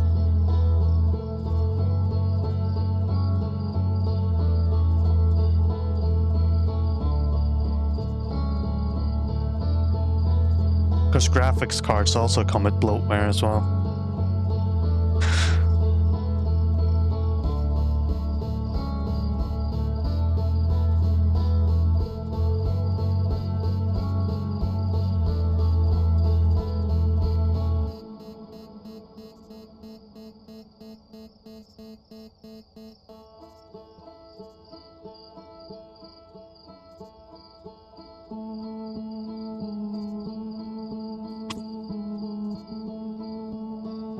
Pretty much to the Steam Deck, but well, they've announced that they are going to make a desktop version of SteamOS. They are working on that. Not sure it's gonna see anything about that anytime this year, but they are gonna work on a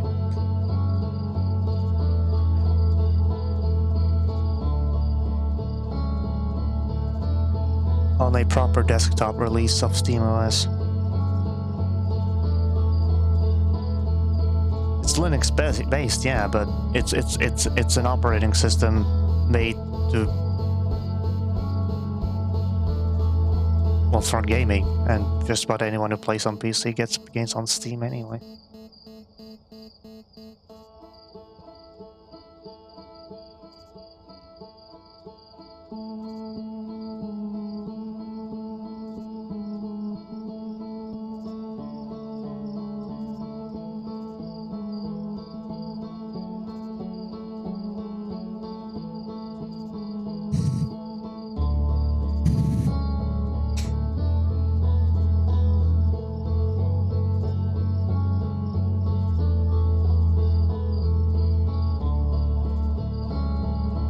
Not sure what your point is about the market share, but Valve has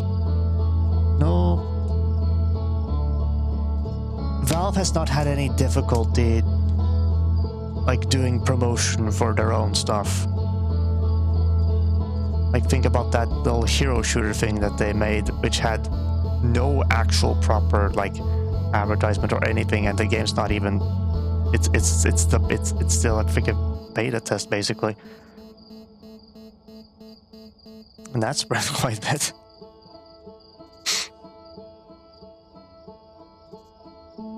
At the time, though. At least. Maybe not so much anymore, because I don't know how frequently they update it. Been a lot of Steam machines lately.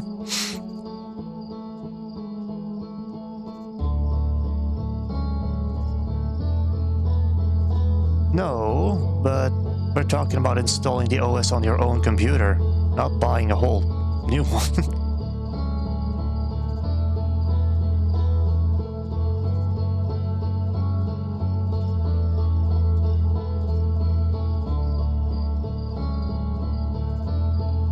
I think what you really ask is whether or not anyone will give up the convenience of Windows.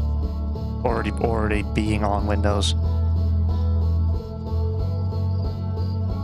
And that's a good question, but if you play a lot of games that only care about playing games on your computer, then you might seriously a lot of people think will probably seriously consider getting operating systems that's made for that specifically.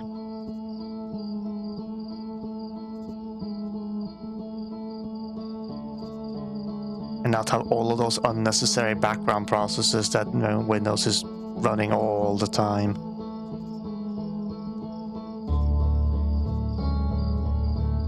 Like, how many functions of Windows are there that you never use?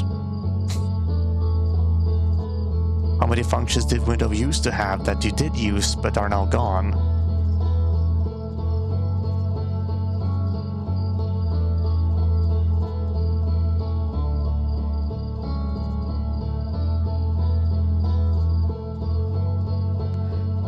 And remember, like, PC gaming, like, you talk about that's for enthusiasts, but like, PC gaming is an enthusiast's activity. Like, people who have solid gaming rigs are enthusiasts. Like, they put the machine together themselves. They spend a lot of money on that because they can afford to, because they're stinking rich.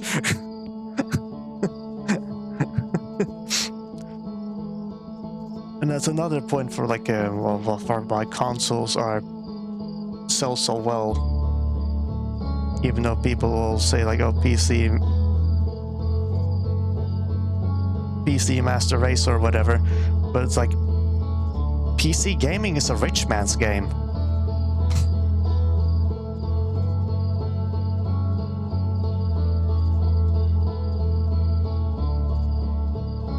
Yeah, but that's phone. You're talking about phones now. You're talking about gaming.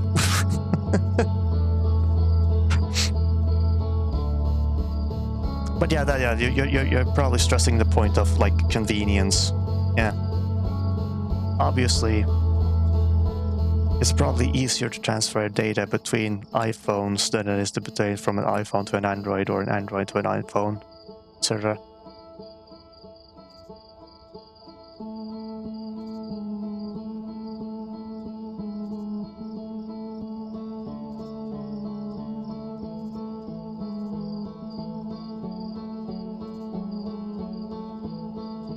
Convenience will matter for a lot of people. That is true. But people who want to push their rigs to their limits without getting bogged down by other software,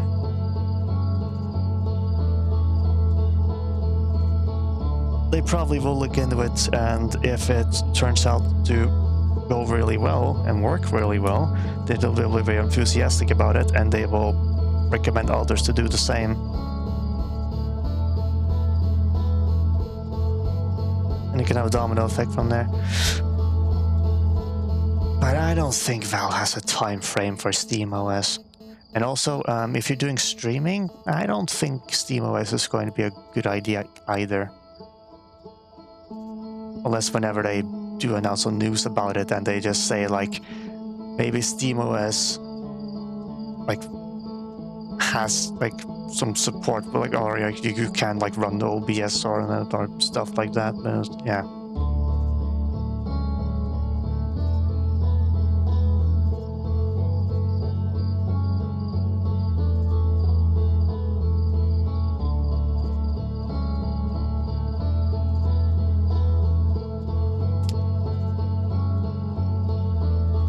Yeah, compared to a gaming rig, a console is a lot cheaper. And I think that's the main reason why even PlayStations are going to be really common. I'm not sure how much Microsoft is going to keep going with Xbox. It's probably better for them to invest on PC stuff. And with Microsoft, it's like a weird situation because they got like 2 different platforms basically to manage.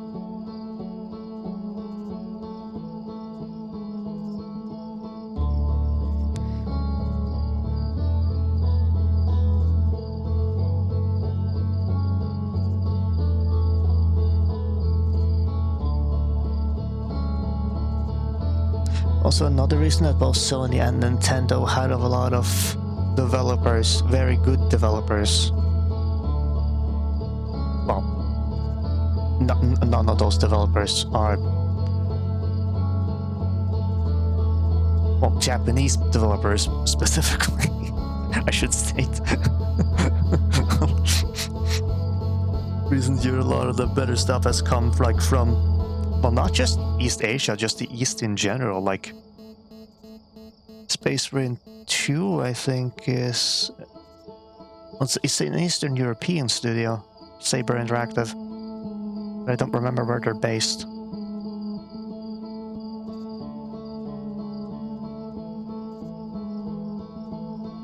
But yeah, both in recent years, both Asia and Eastern Europe have been killing it with games. They're doing really good.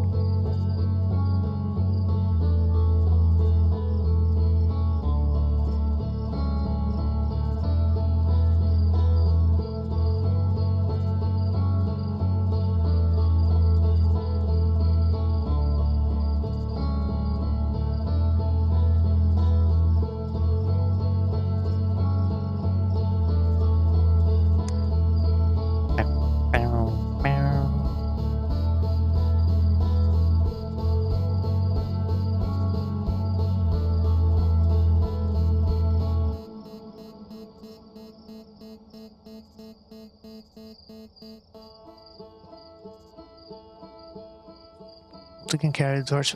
Well, Japan in particular have always been doing really good with game development. Some of the biggest like celebrities and kings of the gaming development world have also like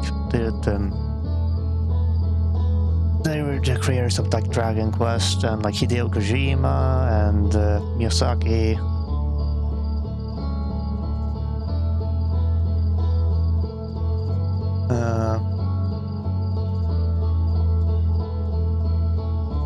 Black Myth Wukong seems to have been the start of a very big journey in the Chinese game development market because they've mostly just stuck to like mobile games and stuff. And South Korea has also started pushing out a lot of good stuff in recent years.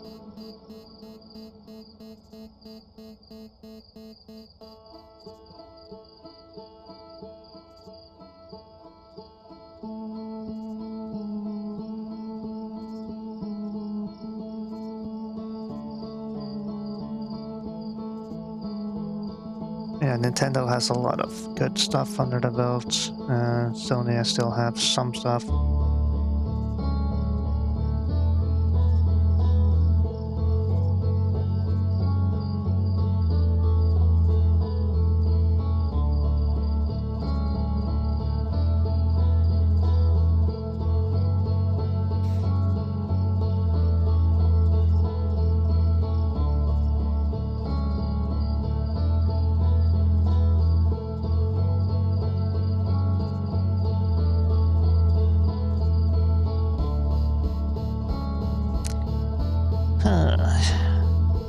Well, it remains to be seen whether or not I get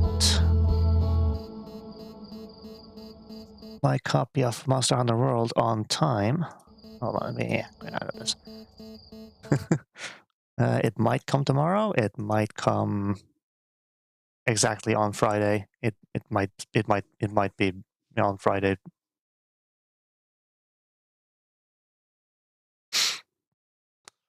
Well, let me switch over. There we go.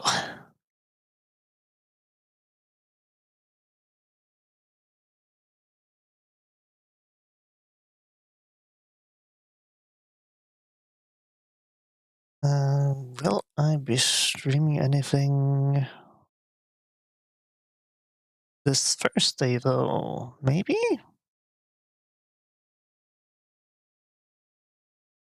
It'll be fun to do something. I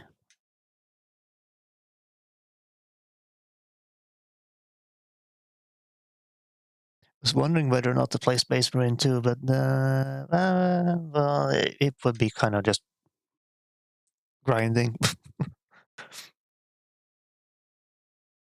So no, I don't think that will be the most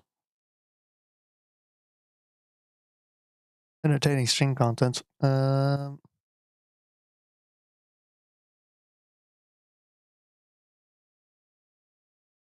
are a bunch of other things though.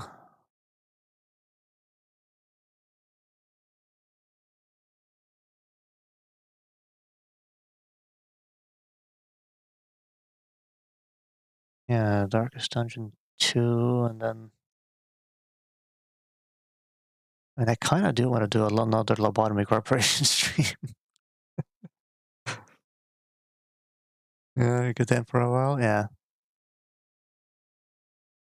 Yeah, think of something smaller, lighter, maybe not like a huge commitment thing. Well, it wasn't a huge commitment, but uh, obviously there's the Frostpunk 2 game, New Recon, must return at some point. Um,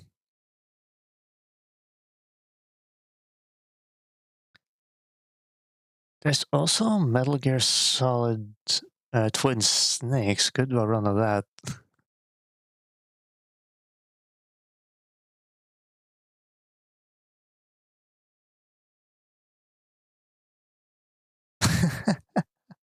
I feel like you robbed them.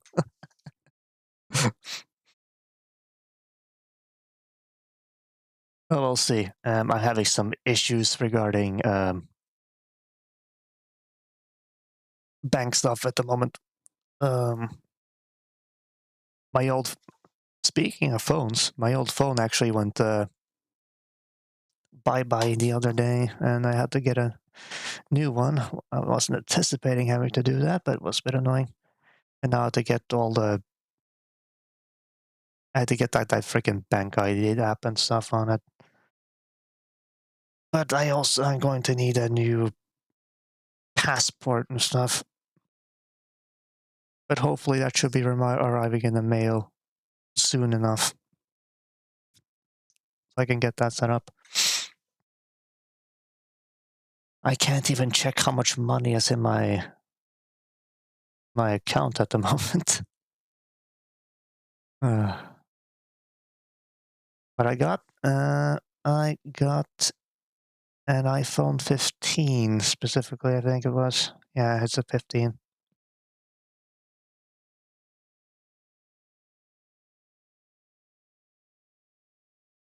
Xperia. See.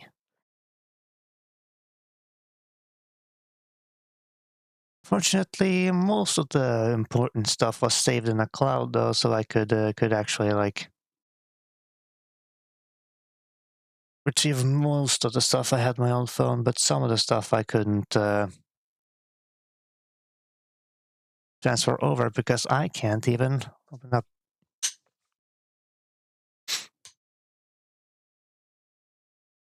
In operation, it is very nice. It is. But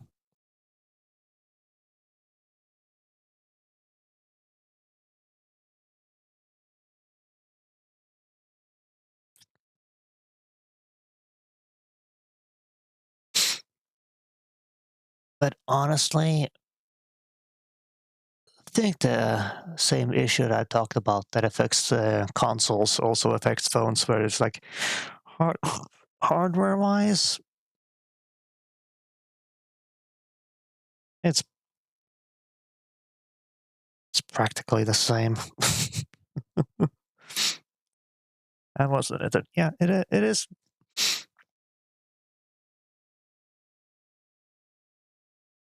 They're nice though. But at the end of the day, it's as the bottom line is, you need to have a phone, regardless.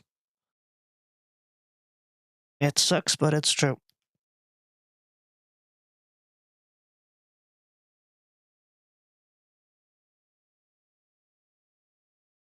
Got a nicer camera on it though.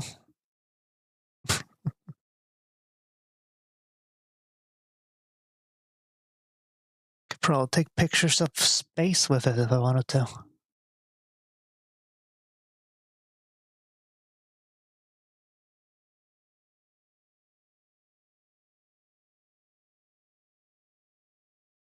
Fly with a pager. uh,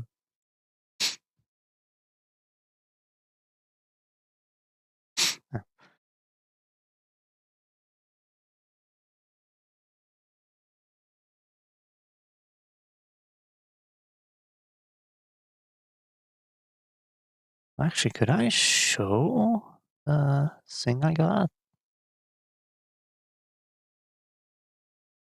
Hang on. If I do this.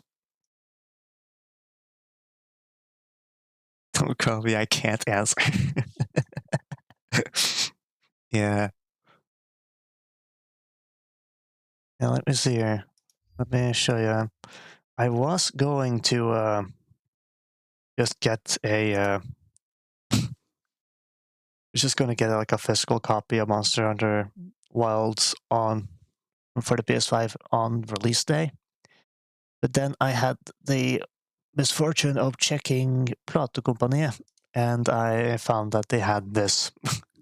They had a steelbook edition. So this is what I got.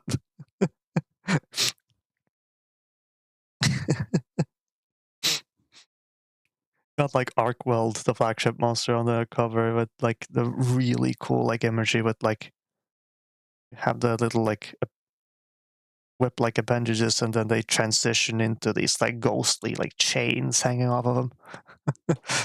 Oh, that's Norwegian. Not. It's not. It's not USD. That would be wild.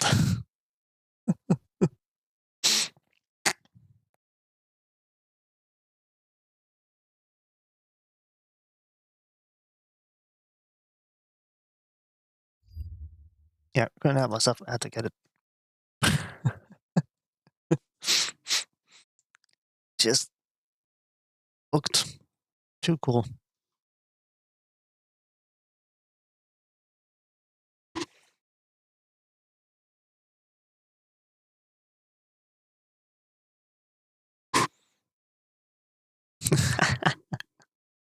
I don't know where the steel in the steel book is from,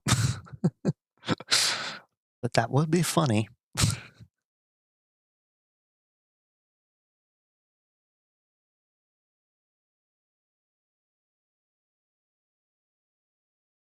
I have Deus Ex Human Revolution installed even, and I've never actually like played it through. 1,000 times. To be fair though, if you had like a steel booklet that had like a Damascus slash like pattern welding like pattern on it, or like differential hardening part of it, like that, it could look nice, but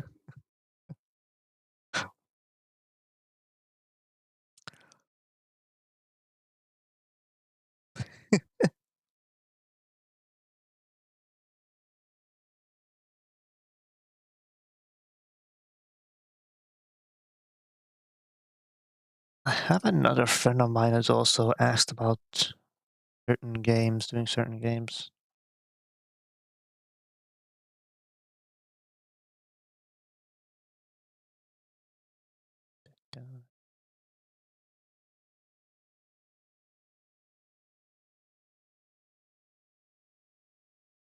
I also have Metal Gear Solid 4. I do actually have that on PS3. That would be a wild thing to play through. Of course, Metal Gear Solid 3 Delta comes out, I think it was August.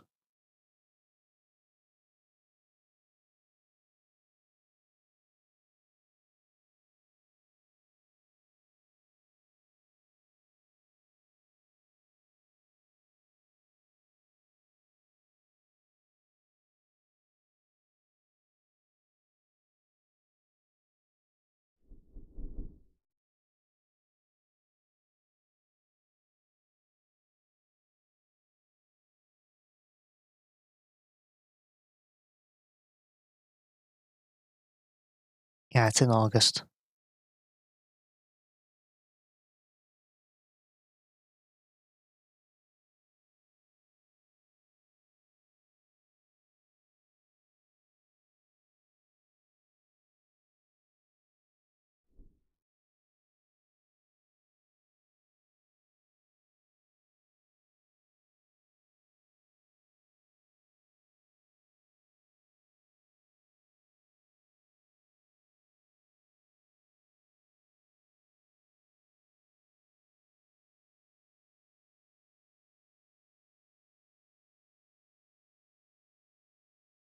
Yep, good stuff.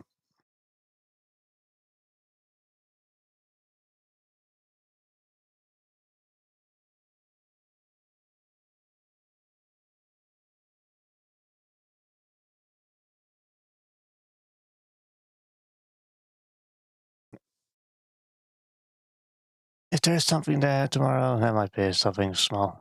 Might not. Yeah. Yeah, exactly. Like notifications are. If you have notifications on, it's like, yeah, you'll know.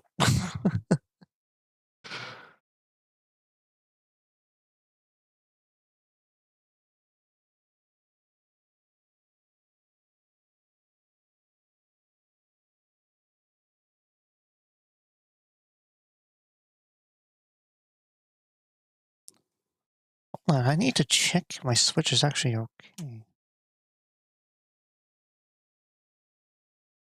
Because I had the misfortunate accident of dropping on the floor the other day.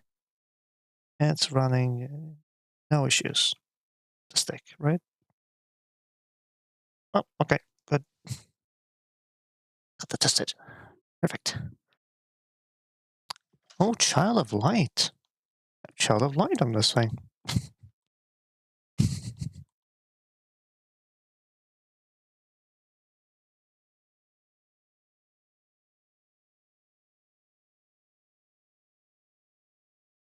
And Generations Ultimate as well. A warm-up route of Monster Hunter. Anyway.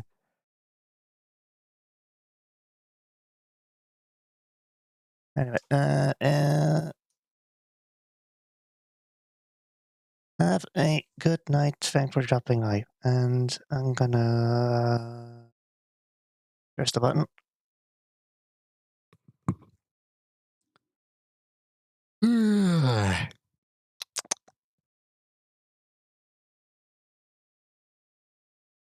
Good night.